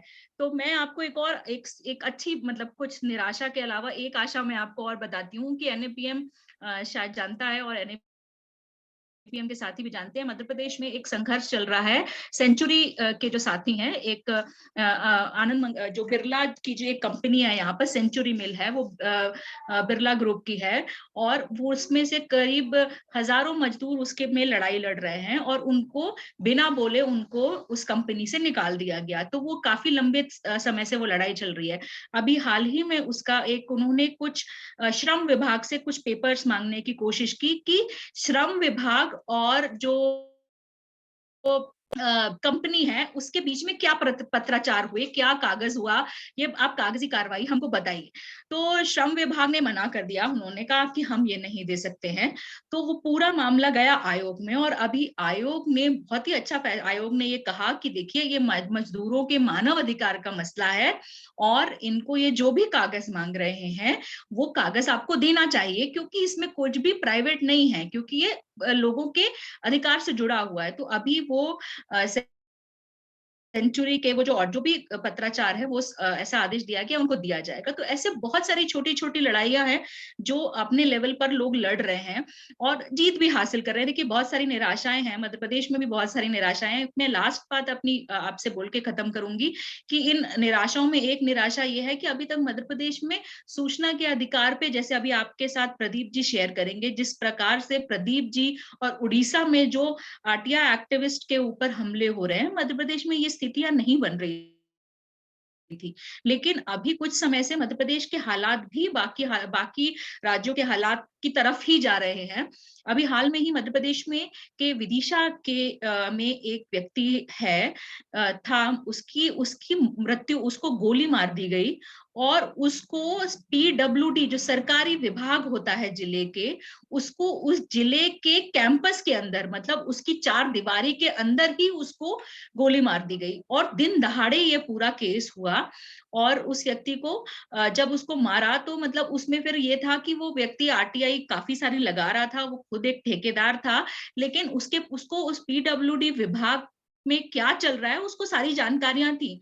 अब आप ये देखिए कि दिन दहाड़े किसी सरकारी विभाग में किसी RTI एक्टिविस्ट, अगर वो, और भी व्यक्ति सूचना लेने गया था, तो अगर आप कभी सूचना लेने जा रहे हैं और कोई आपको गोली मार दे, और जैसा हमारे एक सिस्टम में होता है, ना तो उस विभाग का कैमरा चल रहा था, ना आजू बाजू वालों ने किसी को समझ में आया कि क्या होने वाला था, बहुत ही प्लान तरीके से उसको मारा गया। और मतलब ये शायद हम सब साथियों के लिए बहुत ही, मतलब हमें लगता है कि हमें इस बात पर भी हमें सोचना पड़ेगा कि हम जो साथी सूचनाओं के लिए लड़ाई कर रहे हैं, और जब मामले लगाते हैं और हमारे ऊपर किसी प्रकार का अटैक होता है, तो हमारे परिवार की क्या हालत होती है। इस पूरे केस में आपको मैं बताना चाहती हूँ कि जिस व्यक्ति की हत्या कर दी गई, जो RTI एक्टिविस्ट की हत्या की गई, उसकी पत्नी और उसके बच्चों का जीवन अभी, मतलब उनके लिए जीवन जीना बहुत मुश्किल हो गया है, क्योंकि उनके पास कमाई का कोई साधन नहीं बचा है। वो कबाड़ बेच कर अपने घर का खर्चा चला रही हैं। तो हम साथियों की सुरक्षा के लिए भी मतलब हमें लगता है कि हमें थोड़ा कुछ सोचना चाहिए कि हम लोगों का, मतलब हम लोग बहुत लड़ाई कर रहे हैं। तो इस पूरे उसमें NCPRI की टीम गई थी और वहां पर हमने फैक्ट फाइंडिंग किया, और हमने ये देखा और हमने कोशिश की कि वो जो महिला है, उसकी बीवी है जिसकी हत्या हो गई है, हम उसको कोई कहीं से कुछ मदद करा दें, कुछ केस में आगे मदद करें। तो NCPRI ने अपनी तरफ से एक रिपोर्ट जारी की है, जिसमें कि उस हत्या में, उस केस में क्या क्या था, उस व्यक्ति ने किस प्रकार की RTI लगाई। क्योंकि जब हमने अधिकारियों से बात करने की कोशिश की, तो जैसे आपने हर जगह देखते हैं, उनका ये कहना था कि ये आदमी तो ब्लैकमेलर था और आप इसके लिए लड़ाई क्यों लड़ रहे हैं। तो हर एक बात में ये ब्लैकमेलिंग का जो कॉन्सेप्ट है, ये हर जगह आजकल RTI एक्टिविस्टों को बदनाम करने का एक औजार आ गया है कि भाई ये RTI एक्टिविस्ट था, ब्लैकमेलर था, तो अब आप, मतलब अब क्या है, जबरदस्ती इनके लिए लड़ने का तो कोई मतलब ही नहीं है। लेकिन यार, अगर RTI कोई एक्टिविस्ट है, मतलब किसी की भी हत्या हो रही, चाहे वो RTI एक्टिविस्ट हो और चाहे ना हो, हत्या ही अपने आप में एक बुरा वो चीज है। तो ये एक पूरा मध्य प्रदेश का एक सिनेरियो था जो मैंने कुछ आपके साथ रखने की कोशिश की है। मैं अमृता से रिक्वेस्ट करूंगी कि अमृता उसको ब्रीफली अगर उसको बता पाए तो। जी, थैंक यू रोली, आपने बहुत ही कम समय में काफी सारी चीजें एक्चुअली कवर कर ली। तो मैं इंग्लिश में समरी दे देती हूँ। तो Roli spoke to us about the status of the right to information act in Madhya Pradesh. She said that there's very diverse use of the RTI Act in Madhya Pradesh, including by all the social movements and ongoing people's struggles. She said that one of the challenges has really been that when you're not given information, so when information is denied to you under the Right to Information Act, you have to go to the state information commissions. And in Madhya Pradesh, the government has actually been trying to really dismantle the state information commission by not making appointments in a timely manner.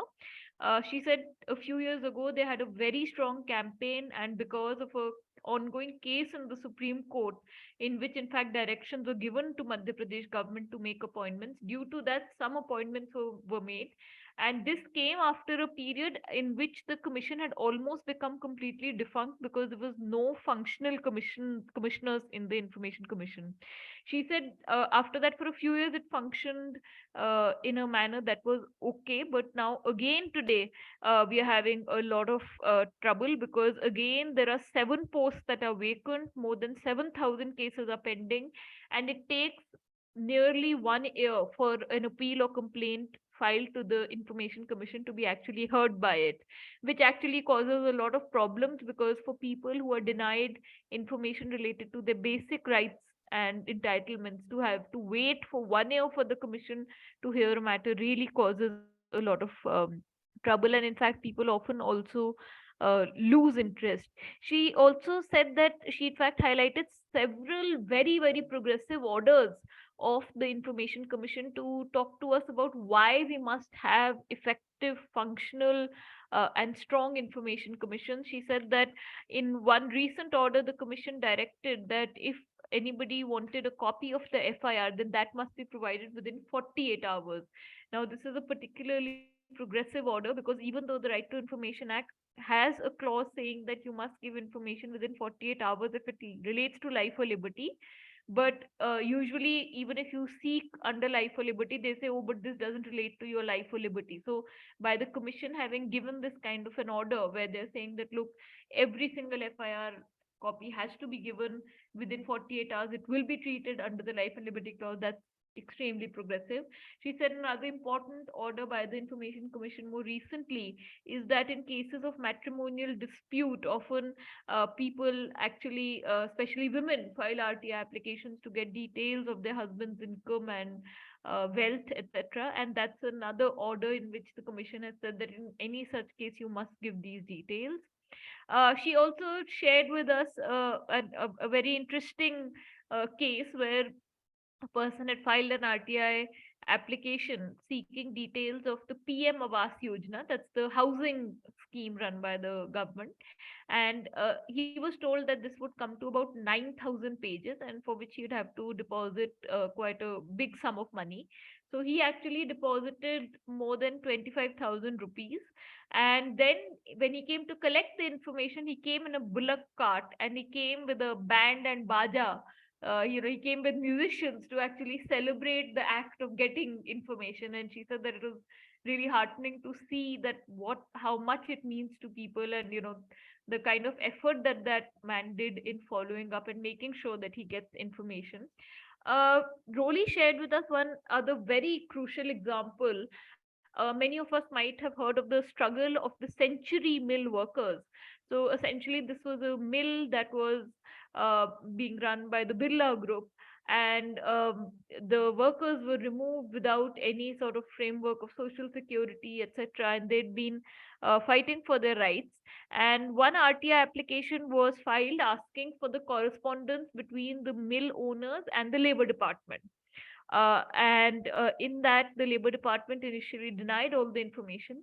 But when it went up to the State Information Commission, the SIC has said that this relates to the basic rights of workers, and therefore there's no way that you can deny such information.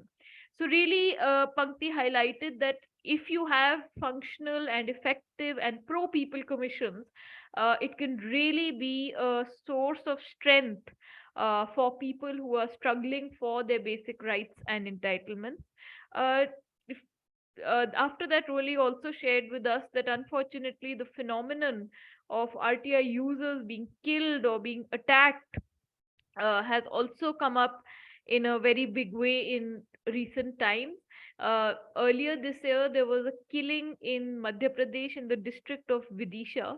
And along with Rolly, some of us went with her to actually do a fact finding over there and prepare a report and send it to the government, etc. And she said that looking at the condition of the family, it's really heartbreaking because they are today struggling to even make two ends meet, and they're really relying on just selling scrap that's available in the house in order to even pay for the tuition fee of the children and the uniform fee. So she said it's a really big struggle. One is the aspect of the criminality of the case and dealing with that, and the other aspect which also needs a lot of focus is actually how do you ensure that there is some kind of economic safeguards and some sort of livelihood safeguards for the family left behind. She also said that there was a whole attempt by the government to actually claim that that person was a blackmailer in an attempt to be dismissive about his efforts on using the Right to Information Act. And she said that that's all of us need to come together to oppose that and ensure that the government doesn't get away with this sort of in a sense defamation and just trying to be dismissive by saying that, oh, this was misuse of the RTI, etc. We've seen that not just in Madhya Pradesh but also in other places, that wherever attacks happen on how the government actually then tries to say, oh, this was not genuine use of the RTI Act, etc. Chat box में मैंने देखा कि कई साथियों ने share करा है कि झारखंड से स्पेशली जो साथी जुड़े हुए हैं कि झारखंड में अब सूचना आयोग लगभग 3 वर्षों से बिल्कुल बंद पड़ा हुआ है, मतलब उसमें कोई भी सुनवाई नहीं हो रही, क्योंकि उसमें ना तो कोई मुख्य सूचना आयुक्त है और ना ही कोई भी सूचना आयुक्त है। और इनफैक्ट ये मामला हाई कोर्ट में भी एजिटेट हो चुका है, सुप्रीम कोर्ट में भी एजिटेट हो चुका है। लेकिन इसके बावजूद, और ये याद रखिए कि झारखंड एक ऐसा राज्य है जहाँ पे बहुत माइनिंग के मुद्दे आते हैं, बहुत जमीन के मुद्दे आते हैं, और हमें पता है कि इन सब मुद्दों में भ्रष्टाचार की आशंका हमेशा बनी रहती है। तो चैट बॉक्स में हम देख रहे हैं कि कुछ साथियों ने शेयर भी करा अपना अनुभव। यदि कोई साथी झारखंड से हैं जिनकी एक्चुअली कोई केसेस पेंडिंग है झारखंड सूचना आयोग के सामने, तो आप जरूर चैट बॉक्स में लिखें और फिर हम आपको भी बुलाएंगे अपनी बात रखने के लिए। I'd now like to invite Pradip to speak to us. Pradip, can you hear me? Pradip, are you able to hear me? If you can unmute yourself.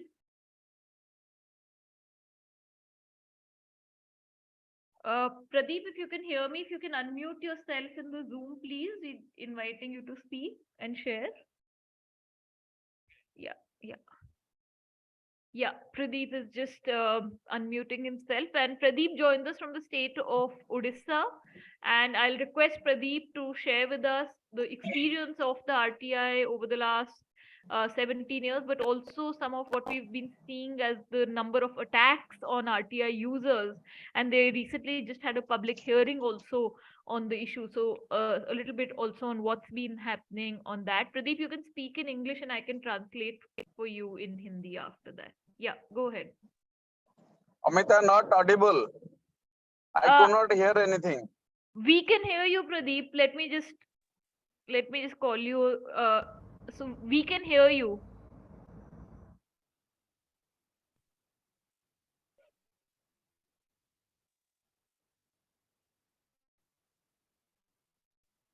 Yeah, Pradip, we can hear you. So, and we can also see you now.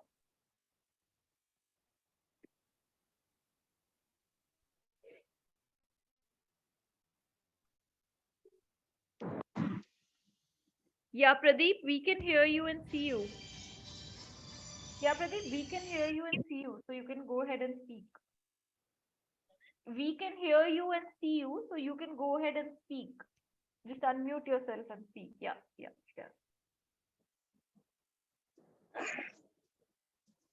So, friends, let me speak about the development of implementation of RTI in Odisha and functioning of Information Commission. Basically, I want to highlight 3 to 4 issues that is related to implementation of RTI Act in Odisha and functioning of Information Commission.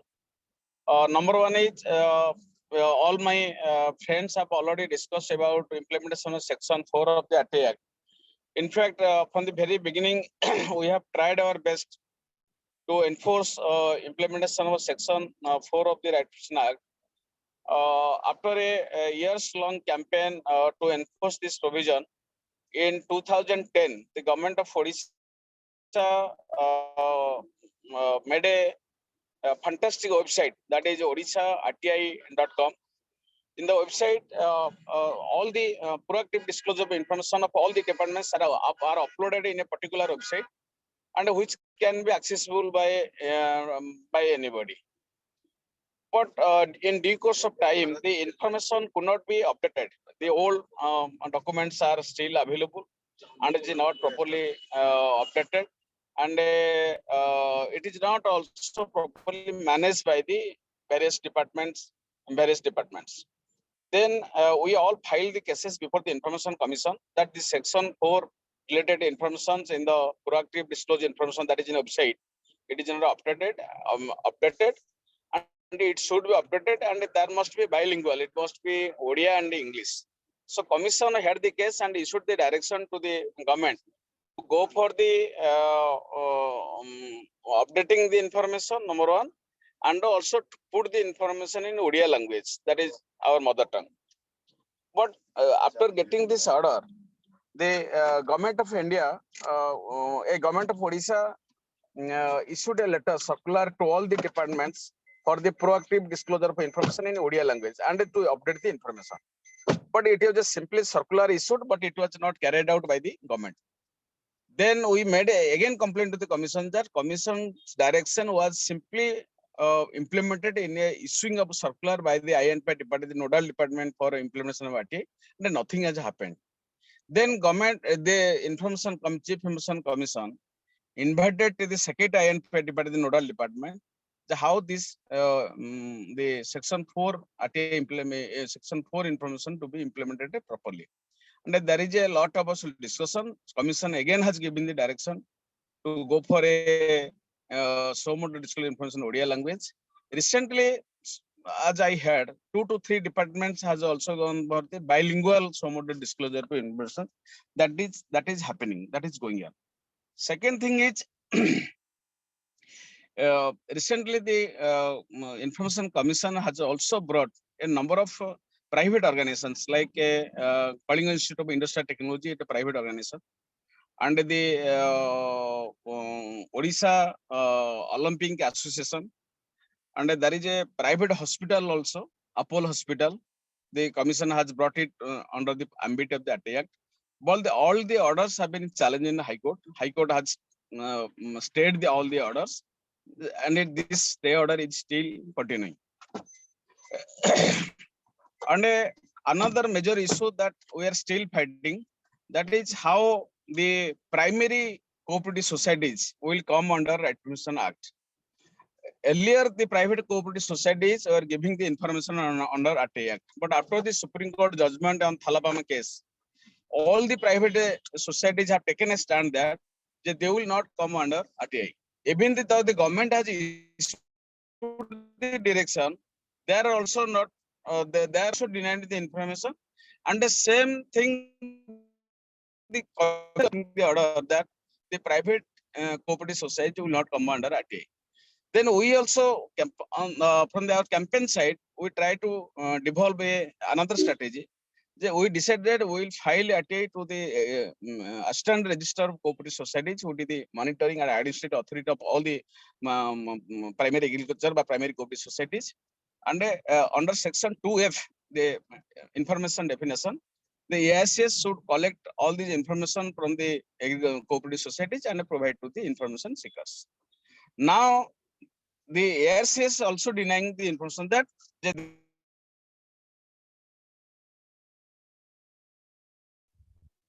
same thing when it was brought to the notice of the commission should pass the order to the Assistant Register of Cooperative Societies to issue the order to collect the information. The commission also is not passing the order. That is still commission is blocking the flow of the information from the cooperative societies. Again, we have approached the Register of Cooperative Society with the state level register is there. The state of register should pass a order to all the RCS to collect the information and comply to the Right Person Act. It has not been still implemented. That is going on. And a number of cases also being filed in Odisha High Court. And the High Court has also granted the stay order on the order of the commission, and also the information seekers who have also approached the High Court for the supply of information. It has also been held up by the High Court. And a number of stay order has been also granted by the High Court, and that case is going on. It is still pending in High Court. And third thing is in respect of attack on RTI activists in Odisha. That is a very usual phenomenon that we are facing. So whenever these issues are coming up, we are trying our best to fight it out organizationally, because we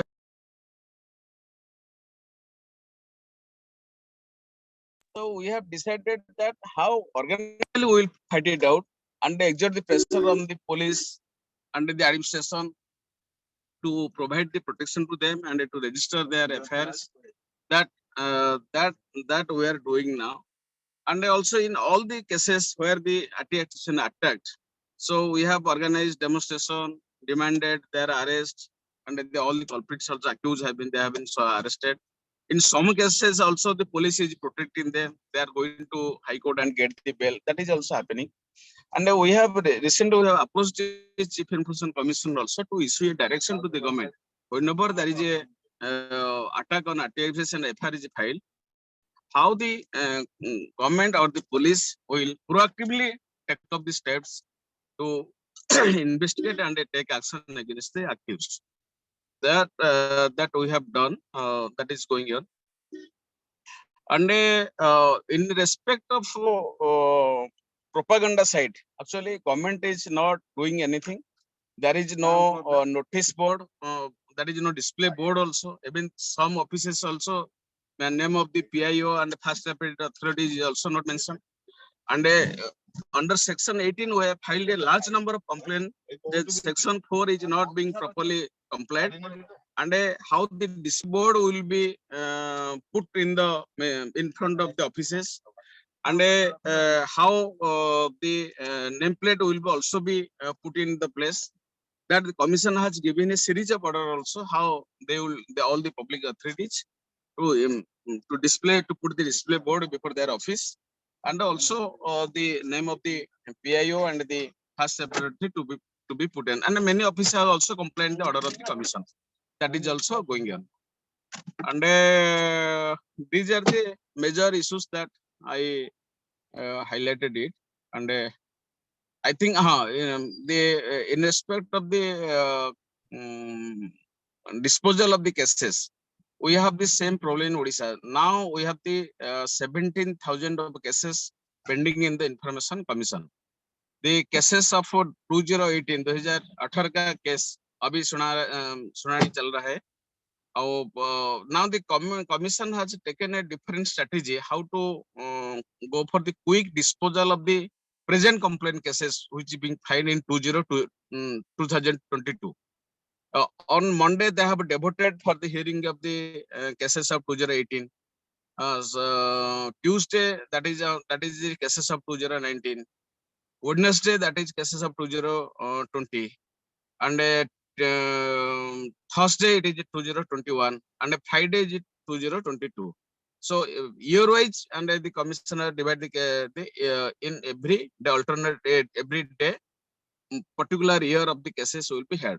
So now the somewhere the in some 2018 cases are being had, and but 2022 cases also being had by the commission. So now some people are also getting quick justice by the commission, and they are also getting the information just 3 to 4 months they are getting the information.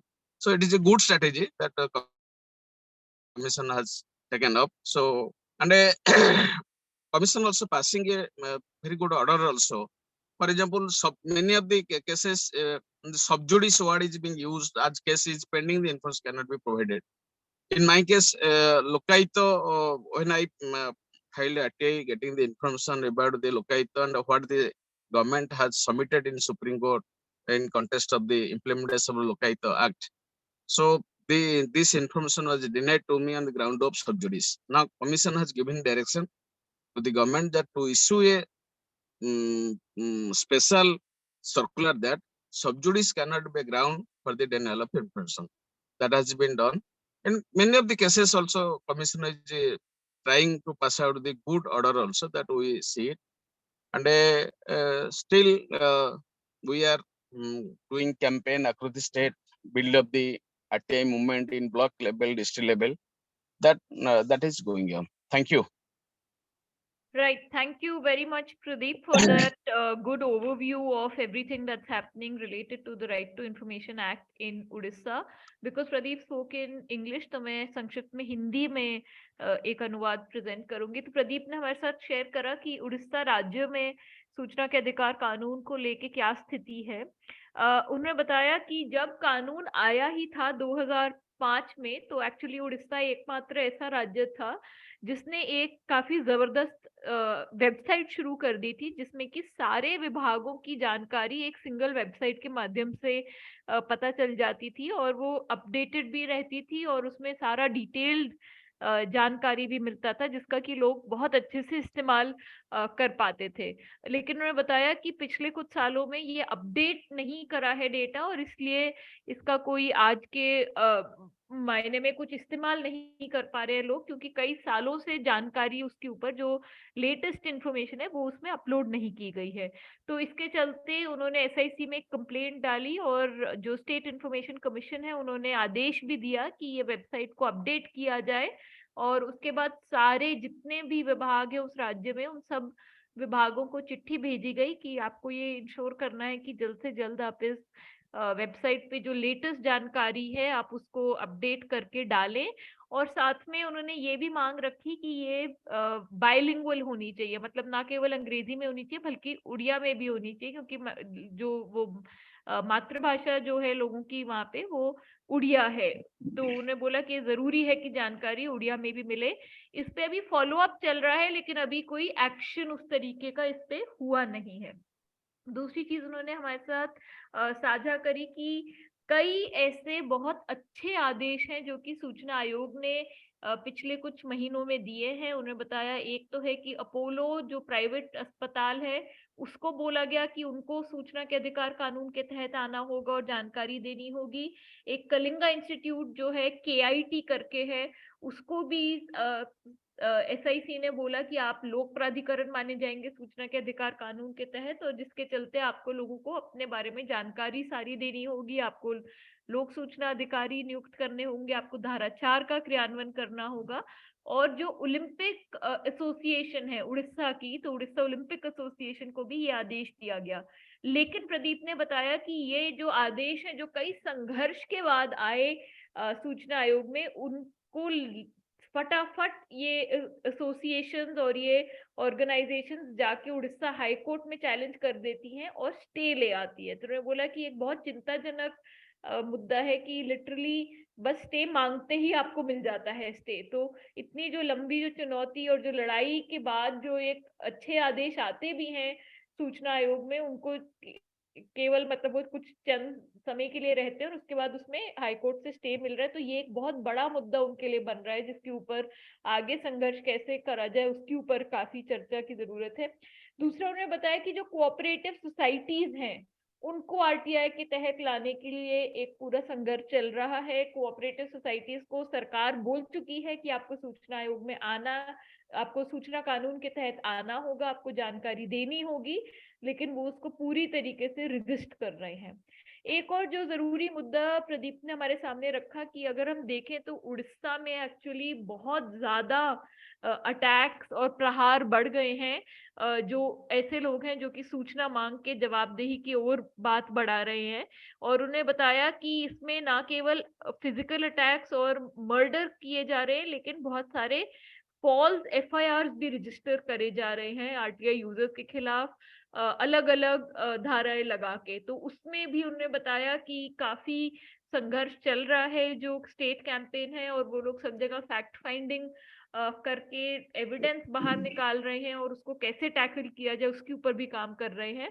और आखिरी में उन्होंने बात रखी कि SIC को लेकर अभी एक जो बड़ी चिंता बनी हुई है वो डिले वाला ही मामला है। उसमें अभी 2018 के केसेस आज तक सूचना आयोग सुन रहा है। तो आप सोचिए कि अगर आपने 2018 में एक शिकायत या अपील डाली कि मेरे को आरटीआई के तहत जानकारी नहीं मिली, तो आज जब 2022 चल रहा है तो आज भी वो वही केसेस सुन रहे हैं। तो इसको लेके काफी चिंता बनी हुई है। और इनफैक्ट आयोग ने अब तय करा है कि हफ्ते में एक दिन वो लेटेस्ट केसेस सुनेंगे, जिससे कि ऐसा ना हो कि सारे केसेस ही 4-4, 5-5 साल के बाद आए। तो thank you very much for that Pradeep. हम लोग 5 मिनट के लिए लोगों से सवाल ले सकते हैं। कई साथियों ने अपने सवाल चैट बॉक्स में भी डाले हैं। यदि आप अपना अनम्यूट करके आप सवाल पूछना चाहते हैं तो आप अपना हाथ रेज करें या फिर चैट बॉक्स में लिख दें। हम 5 मिनट के लिए ऑडियंस से क्वेश्चंस ले सकते हैं। कुछ जो ऑलरेडी क्वेश्चंस आ गए हैं मैं उनको पढ़ भी देती हूँ, पर यदि आप अपना अनम्यूट करके वीडियो ऑन करके आप अपना सवाल पूछना भी चाहें तो वो भी हम इस समय पे कर सकते हैं। तो कुछ साथियों ने बोला कि how can we compel government to prescribe a time limit to SIC and CIC in disposing second appeal. तो एक ये मुद्दा है कि टाइम लिमिट कैसे कुछ तय किया जा सकता है, हम लोग कैसे दबाव बना सकते हैं कमीशंस के ऊपर की सेकंड अपील और कंप्लेंट को समयबद्ध तरीके से वो निपटारा करें।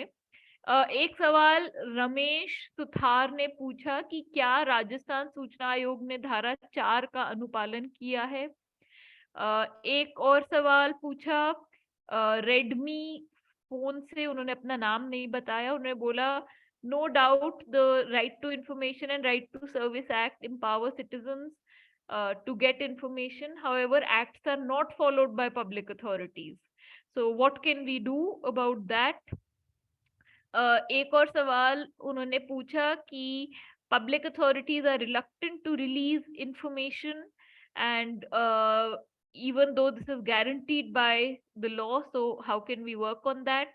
सुरेंद्र पांडे झारखंड से, उन्होंने बोला कि झारखंड में सूचना आयोग लगभग 3 वर्षों से बिल्कुल बंद पड़ा हुआ है, जब क्योंकि उधर कोई भी नियुक्ति नहीं की गई है, जबकि इस पे सुप्रीम कोर्ट भी टिप्पणी दे चुके हैं और हाई कोर्ट भी बोल चुके हैं। अरविंद मूर्ति ने बोला कि उत्तर प्रदेश में एक नियम बना गया है कि यदि सूचना मांगने वाले की मौत हो जाएगी तो केस बंद कर दिया जाएगा। तो ये अब आप सोचिए कि एक जगह हम बोल रहे हैं कि आरटीआई यूजर्स के ऊपर अटैक्स हो रहे हैं और उसके ऊपर काम करने की जरूरत है, और दूसरी जगह उत्तर प्रदेश आयोग इस तरीके के नियम बना रहा है कि यदि किसी की मौत हो जाएगी तो हम तो केस ही बंद कर देंगे। तो मतलब ऑलमोस्ट एक को इंसेंटिव दे रहे हैं हमले करने का और अटैक्स करने का। एक सवाल पुरुषोत्तम प्रसाद ने पूछा कि बिहार में सूचना के अधिकार की धारा 4(1)(b) का अनुपालन 17 वर्षों के बाद 17 बिंदुओं को लोक हित में प्रकाशित नहीं किया गया है। तो बहुत सारी जगहों से हम धारा 4 की भी बात सुन रहे हैं। छोटू AS32 उन्होंने भी अपना नाम नहीं बताया, उन्होंने बोला कि झारखंड में कोदरमा थर्मल पावर प्लांट में कार्यरत आरटीआई से परीक्षण प्राप्त मजदूरों को दर्जा दिया। अच्छा, तो कुछ जो मजदूर हैं जिनके संघर्ष चल रहे हैं, तो वो लोग उसमें भी सूचना मांगने की कोशिश कर रहे हैं, लेकिन उनको रोका जा रहा है। क्या जो मजदूर जिस कंपनी में काम कर रहे हैं, क्या वो उस सूचना की जानकारी मांग सकते हैं? तो सुझाव दें। तो इसमें आपको ये देखना पड़ेगा कि क्या वो लोक प्राधिकरण है कि नहीं, क्या वो निजी कंपनी है या लोक प्राधिकरण है। और वैसे भी अगर वो निजी कंपनी भी है तो भी आप लेबर विभाग से तो जानकारी मांग ही सकते हैं।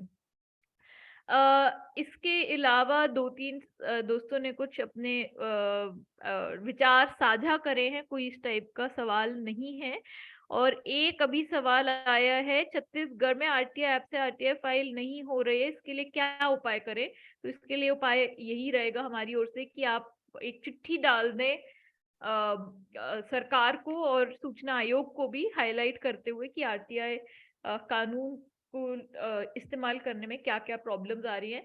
अब मैं इनवाइट करूंगी यदि हमारे वक्ता कुछ 1-2 मिनट में कुछ शेयर करना चाहें, जो ये सवाल भी मैंने पढ़े उनके बारे में भी यदि कोई कुछ बोलना चाहे तो अरुणा जी, रोली, एबी, प्रदीप, यदि आप इनमें से किसी भी सवालों के ऊपर कुछ बोलना चाहें कि टाइम लिमिट को लेकर, क्योंकि कई साथियों ने शेयर भी करा कि मामले लंबित पड़े हैं जिस कारणवश बहुत समय तक वेट भी करना पड़ता है।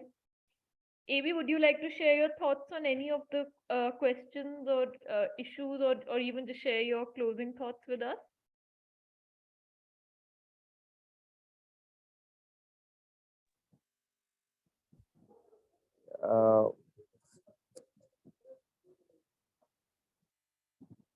Yeah, Abby, can you hear me?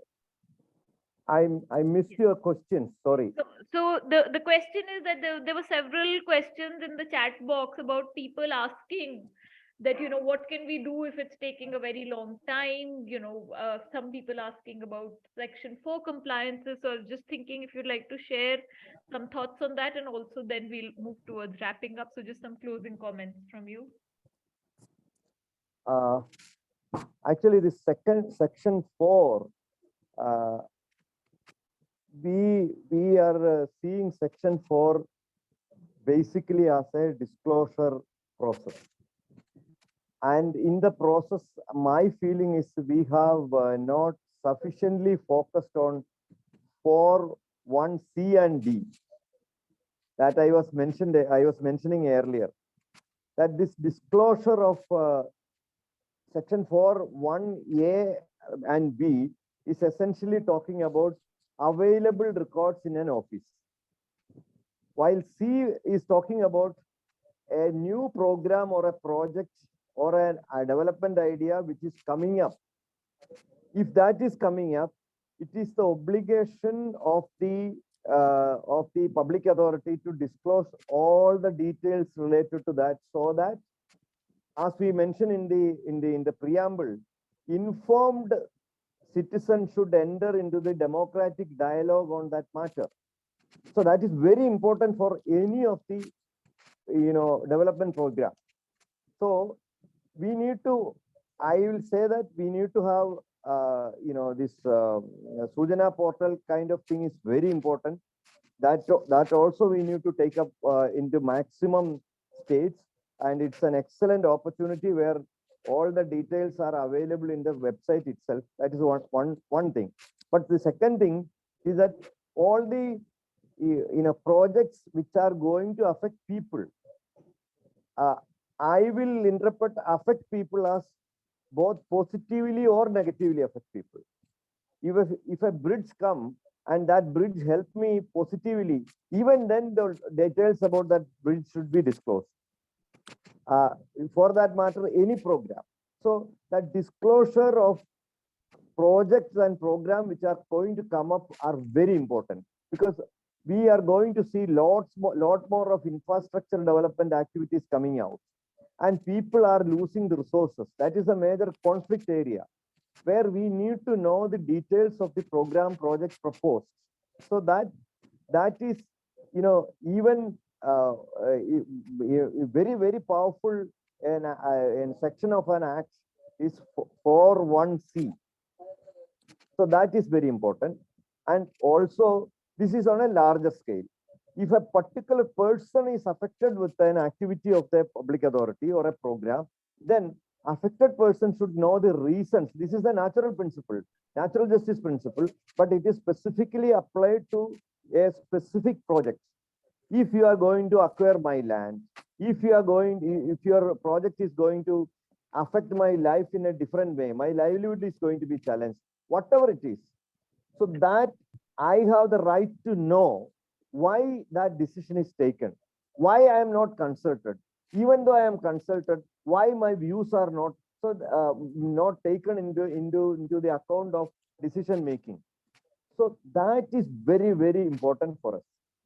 I think we need to have a focus campaign on these two sections also. Suchna portal is for section 4(1)(a) and B, but C and D we need to have another campaign which will have lot more of all the people struggle across the country should be really using these sections, both section 4(1)(c) and D. That's my humble submission. Thank you. Right. Thank you very much, Abey. I think very important that actually some of the heart of government decision making can be made much more public and much more accountable by proper implementation of Section 4. I see Commodore Lokesh Batra's hand up. So I think all of us know Commodore Lokesh Batra. He has been a relentless soldier of the RTI and has been filing RTIs on all issues of public concern and public interest, and most recently you might have also seen some of his RTIs on the issue of electoral bonds as well. Lokesh, I invite you to share your comments or your question, but please very briefly, because we need to be wrapping up really quickly. I need but 10 seconds. I mean, more than 10 seconds. First, Rolly had mentioned a couple of things like compensation for COVID victims, saying why it is not. I would request her to quickly go through the Supreme Court order. It was very clear if the death takes place even after hospitalization for 1 year, I think she has to quickly go and see that. Second thing, quickly, we are talking about 48 hours reply. Now, if you go by spirit, it is a case for only individual, life or liberty case.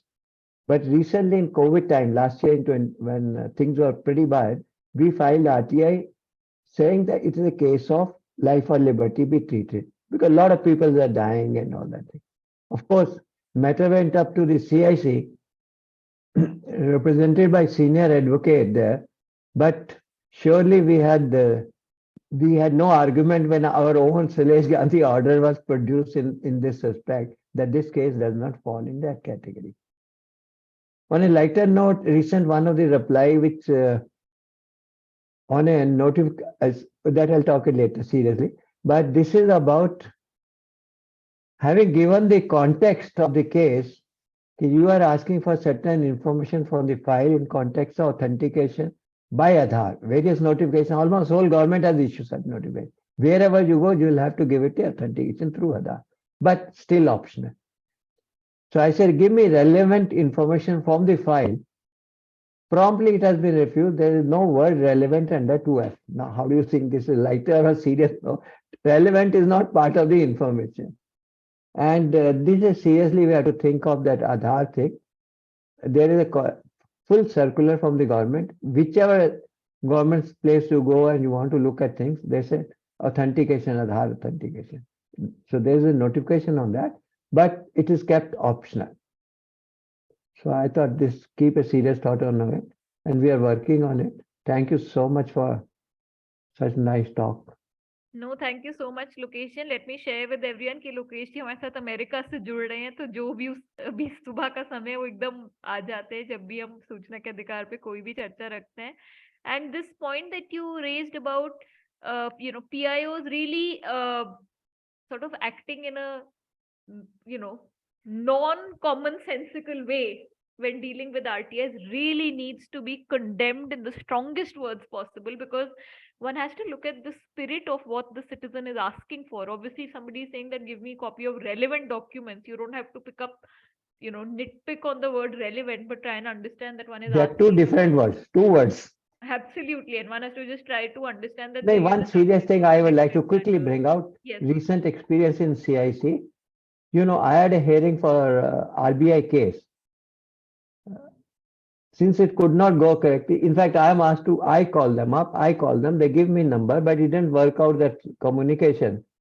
So they say, when you come back, we'll take a case. My question is, there are 135 crore NRI is staying in abroad. Even after 17 years, forget a live streaming, they have not even created a link. While I could attend my High Court case here last year, this was RTI case. So this is what serious thing. How do you think you're deprived? The campaign has to start. Thank you so much. Absolutely. So thank you very much. I think it's a very important issue.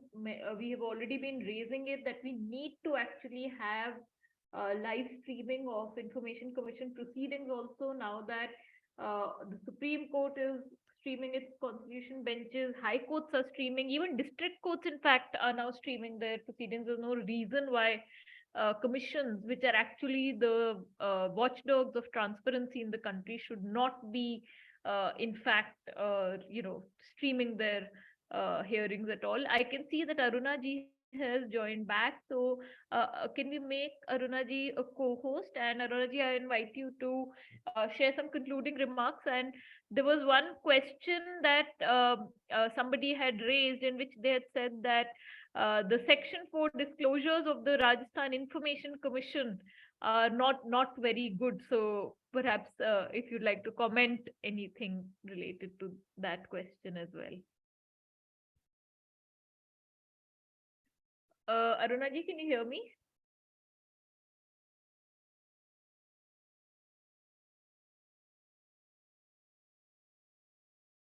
Aruna ji, if you can hear me. Yes, I can hear you. Yes. So Aruna ji, I was just saying, if you'd like to share your concluding remarks, and also there was one question and comment in the chat box about a person highlighting and asking about the state of Section 4 compliances of the Information Commission of Rajasthan.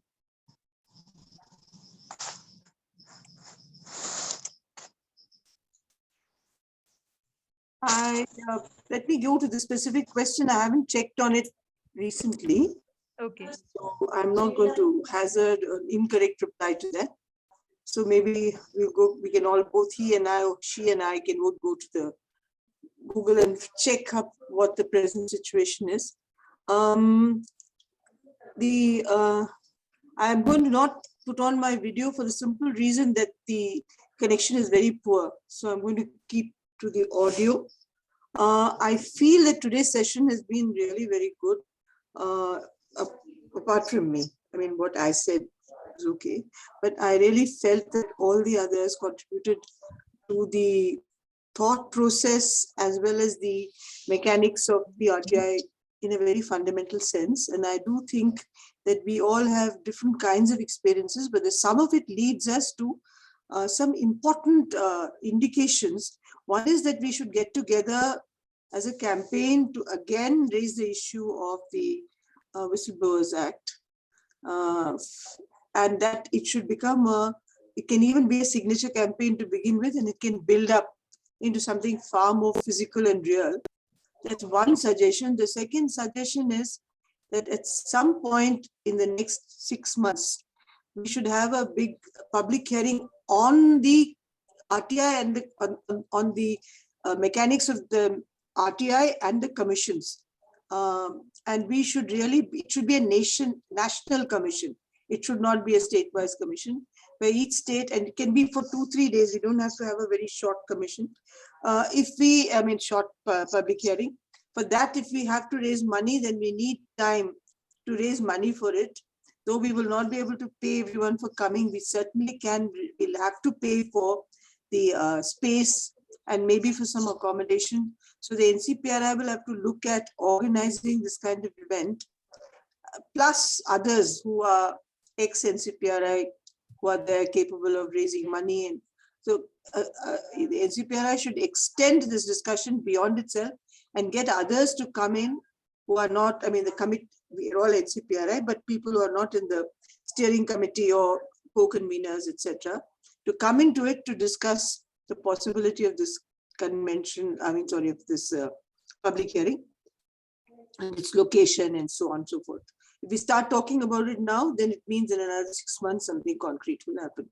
And it should be before the coming elections. I don't know, we'll have to plan that it gets done quickly, because next May, I think, is the general elections. Should have it done before that.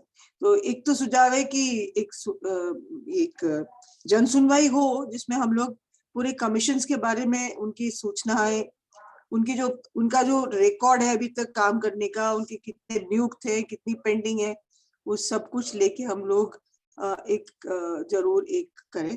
मेरा एक सुझाव है, RTI का क्या हाल है उस पर भी करें, क्योंकि आरटीआई के जो कमजोरियां हुई हैं उसके अलावा क्रियान्वयन में क्या प्रॉब्लम्स हुए हैं और हमें आगे के लिए क्या रणनीति बनानी है, इसके लिए जन सुनवाई होना चाहिए।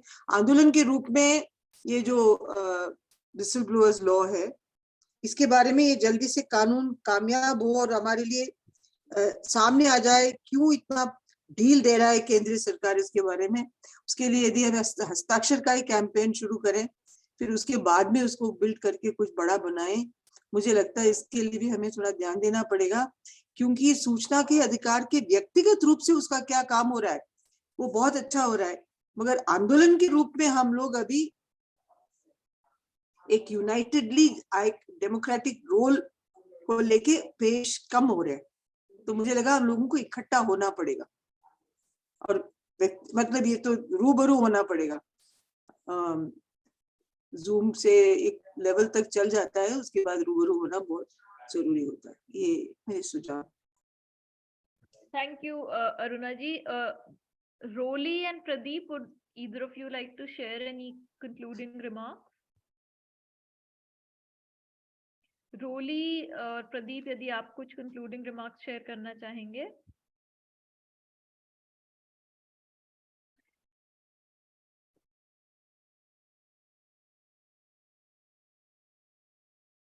या Rolly, would you like to? Hello. हाँ रोली बताइए। बस मैं एक चीज आप सबके साथ शेयर करना चाहती हूँ मध्य प्रदेश की, और मुझे लगता है कि बाकी स्टेट्स में भी वो हुई हो सकती है कि मध्य प्रदेश में मतलब अभी हम लोग काफी दिनों से हम लोग सब लोग ये कोशिश कर रहे थे कि ये जो सूचना के अधिकार के जो आवेदन है वो ऑनलाइन फाइल हो पाए। कई सारे राज्यों में हो रहा था, पर मध्य प्रदेश सरकार ने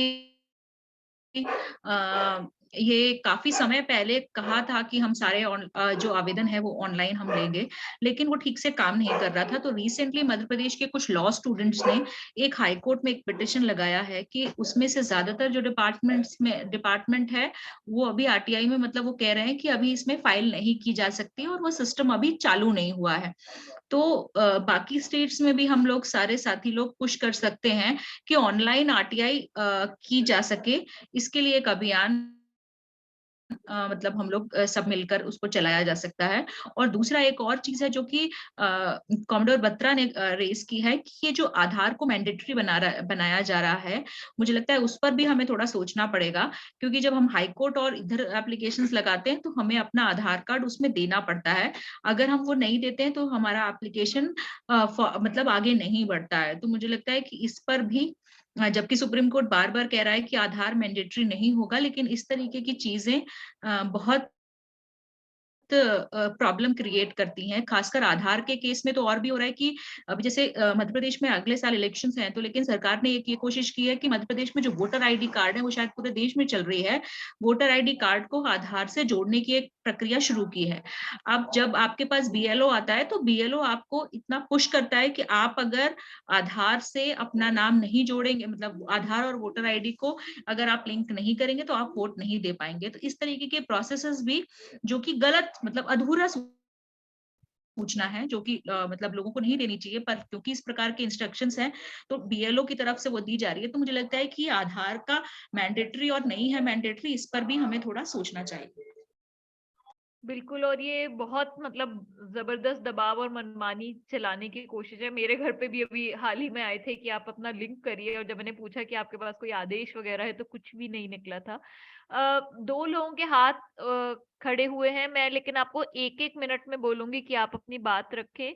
कंवल सोडी जी, आप यदि 1 मिनट में अपनी बात रख दें अनम्यूट करके। जी, हेलो, एम आई जी, audible? Yes you audible, but please keep it very short. हाँ मैडम, सेक्शन 17(3) में है मोरल टर्पिट्यूड। जो कमिश्नर हैं वो हफ्ते में 6 घंटे काम करते हैं, 10 लाख रुपए तनख्वाह लेते हैं। हम 45 दिन का, these issues need to be taken. जो कमिश्नर है उनकी अटेंडेंस पूरी होनी चाहिए, पूरा दिन काम नहीं करते, 2 दिन हेयरिंग करते हैं। हमने इनके एप्लीकेशन डाल दिए, we are fighting the case. ये एक नेशनल कंपेन होनी चाहिए कि हमारे को रेगुलेट करना चाहिए कि कम से कम इनको 5 दिन काम सुनवाई करनी चाहिए, ताकि नंबर ऑफ केसेस डिस्पोज हो सके। बेसिक प्रॉब्लम ये है कि they are doing 2 days working. बिल्कुल, so thank you for the sharing that, and I think यदि इसके ऊपर आप एक पहले रिप्रेजेंटेशन बना के चीफ इंफॉर्मेशन कमीशन को भेजें, क्योंकि एक जो मुद्दा हम लोग नेशनली पुश कर रहे हैं वो है कि हर एक कमीशन में नॉर्म्स होने चाहिए ऑफ डिस्पोजल, जिससे कि कोई बेंचमार्क वी तो हैव बने। Taken that issue in Punjab. या सो आई वुड रिक्वेस्ट दैट अगर आपने कर लिया है तो आप वो जरूर शेयर भी करें हम सबके साथ। Thank you for highlighting that important issue. Akshay, do you want to say something? Akshay, आप अपनी बात रखना चाहते हैं, लेकिन 1 मिनट के अंदर अंदर रखिए, क्योंकि 8 से ज्यादा बज गए। जी बोलिए। Not an issue. बेसिकली जो प्रॉब्लम है यूपी की कमीशंस की, जो प्रॉब्लम है वो आउट ऑफ लॉ जाके ना केसेस डिस्पोज ऑफ हो रहे हैं। Out of law meaning? Out of law meaning कि अपने आप से, मतलब कुछ शेयरिंग में कैसे एप्लीकेंट प्रेजेंट होता है, अपने ऑर्डर में लिखते हैं कि एप्लीकेंट प्रेजेंट है, लेकिन लास्ट में जाके जब डिस्पोज ऑफ करते हैं तो एप्लीकेशन में उसी ऑर्डर में लिखने की एप्लीकेंट प्रेजेंट नहीं। सेम 1 से 2 साल हेयरिंग चलती है, एक को पीआईओ कंसिडर करके फिर बाद में पीआईओ को भी चेंज कर दिया जाता है कमिश्नर्स के द्वारा। तो ये कौन से एक्ट के का फॉलो कर रहे हैं? नंबर 3, उनके जो ऑर्डर पास हुए हैं, यानी उन्होंने जो ऑर्डर पास होते उसका कंप्लाइन भी नहीं करा रहे, अपने ऑर्डर को रेस्पेक्ट कर रहा है पीआईओ ऑर्डर होने के बाद में, ऑर्डर एसआईसी कमिश्नर देने के बाद में बार ऑर्डर पास करते फिर हेयरिंग शुरू कर देते। तो 1 हेयरिंग हो, 2 हेयरिंग हो, आपने ऑर्डर दे दिया, आप कमिश्नर है, उसका कंप्लाइन तो कराइए कम से कम। अपने ऑर्डर पे जो आपने पास ऑन कर दिया फिर से हेयरिंग, तो एक्ट में तो कहीं पढ़ने को मिलता नहीं। आप ये बोल रहे हैं रिगार्डिंग द इशू की हियरिंग में प्रेजेंट होते हैं, लेकिन वो बोल देते हैं कि वो प्रेजेंट नहीं है। आई थिंक इसमें अगर आप कोई स्पेसिफिक ऑर्डर्स के बारे में एक्चुअली एक रिटन रिप्रेजेंटेशन भेज दें और उसकी कॉपी हमें भेज दें, we will also certainly take up the main issue. आपको शेयर कर दूंगा मैम। नहीं, आप एक रिप्रेजेंटेशन अगर चीफ को भेजें, ऐसे कुछ मतलब 10 ऑर्डर्स को हाईलाइट करते हुए, जिससे ये कैंपेन फॉर्म भी बन पाए, क्योंकि हमें पता है कि कमीशन को लेके कई सवाल उठ रहे हैं। हमें पता है गुजरात में तो वो लोगों को ब्लैक लिस्ट कर रहे हैं, बैन कर रहे हैं। तो इन सब चीजों को एक सशक्त तरीके से उसके ऊपर मुद्दा उठाने के लिए बहुत जरूरी होता है कि हम भी अपनी तरफ से कुछ डॉक्यूमेंटेशन करें और सारे प्रॉब्लम्स को नोट करें। सो thank you for that. Akshay, कोई और है क्या जो अपना शेयर करना चाहेंगे? Okay, so thank you very much आप सबका आज जुड़ने के लिए। काफी लंबे समय तक हमारी मीटिंग चली है एंड मुझे लगता है कि आगे की दिशा में भी कई बिंदु निकल के आए हैं। एक तो जो अभी रोली ने बोला कि आरटीआई पोर्टल सब जगह चालू हो, अब करीबन 10 राज्यों में तो चालू हो गया है, लेकिन जरूरत है कि देश भर में चालू हो और आसान हो उसको इस्तेमाल करना। दूसरा एक मुद्दा कि कमीशंस को लेके एक पब्लिक मॉनिटरिंग उनकी चलती रहे, कमीशंस के वेबकास्ट होना बहुत जरूरी है, कमीशन की खुद की जानकारी लोगों तक पहुंचे, ये बहुत जरूरी है। धारा 4 का क्रियान्वयन एक बहुत बड़ा चिंता का मुद्दा है, और जो ये बार बार अटैक्स हो रहे हैं उसके ऊपर विसल ब्लोअर प्रोटेक्शन लॉ जो कि पास हो चुका है, लेकिन जो बीजेपी सरकार है उन्होंने उसके आज तक नियम नहीं बनाए हैं और उसको आज तक ऑपरेशन में नहीं लाई है। तो ये भी अब आप सोचिए कि एक जगह जो सरकार इस वादे पे आती है कि हम भ्रष्टाचार खत्म करेंगे, लेकिन जो एक जो शिकायतकर्ता सुरक्षा कानून है वो पास हो चुका है, लेकिन उसको वो लागू नहीं कर रहे हैं। आज 8 साल हो गए इस बात को, क्योंकि 2014 में ही वो कानून पास हुआ था। So thank you very much to everyone for joining for this detailed conversation. We've also gone beyond time. Usually we try and finish up by 8 o'clock. So thank you very much for joining with us today. And I think some of the future direction, the points are quite clear before us. We need to push for functional RTI online portals. We need to push for portals for RTI filing. We also need to take up the issue of webcast of Information Commission's proceedings, do public monitoring of how PIOs and Information Commissions are functioning, also push for better compliance with Section 4, and of course on the issue of attacks on RTI users, the Whistleblower Protection Act that was actually passed in 2014 but is still not operational, and the government has not made rules and brought it into force. We also need to come together and campaign for that. So thank you very much for this very vibrant conversation, and it was really interesting moderating it as well. A big thank you to our panelists once again, and a big thank you to each of our participants for making it so interactive and participatory as well. बहुत बहुत धन्यवाद आप सबका साथियों।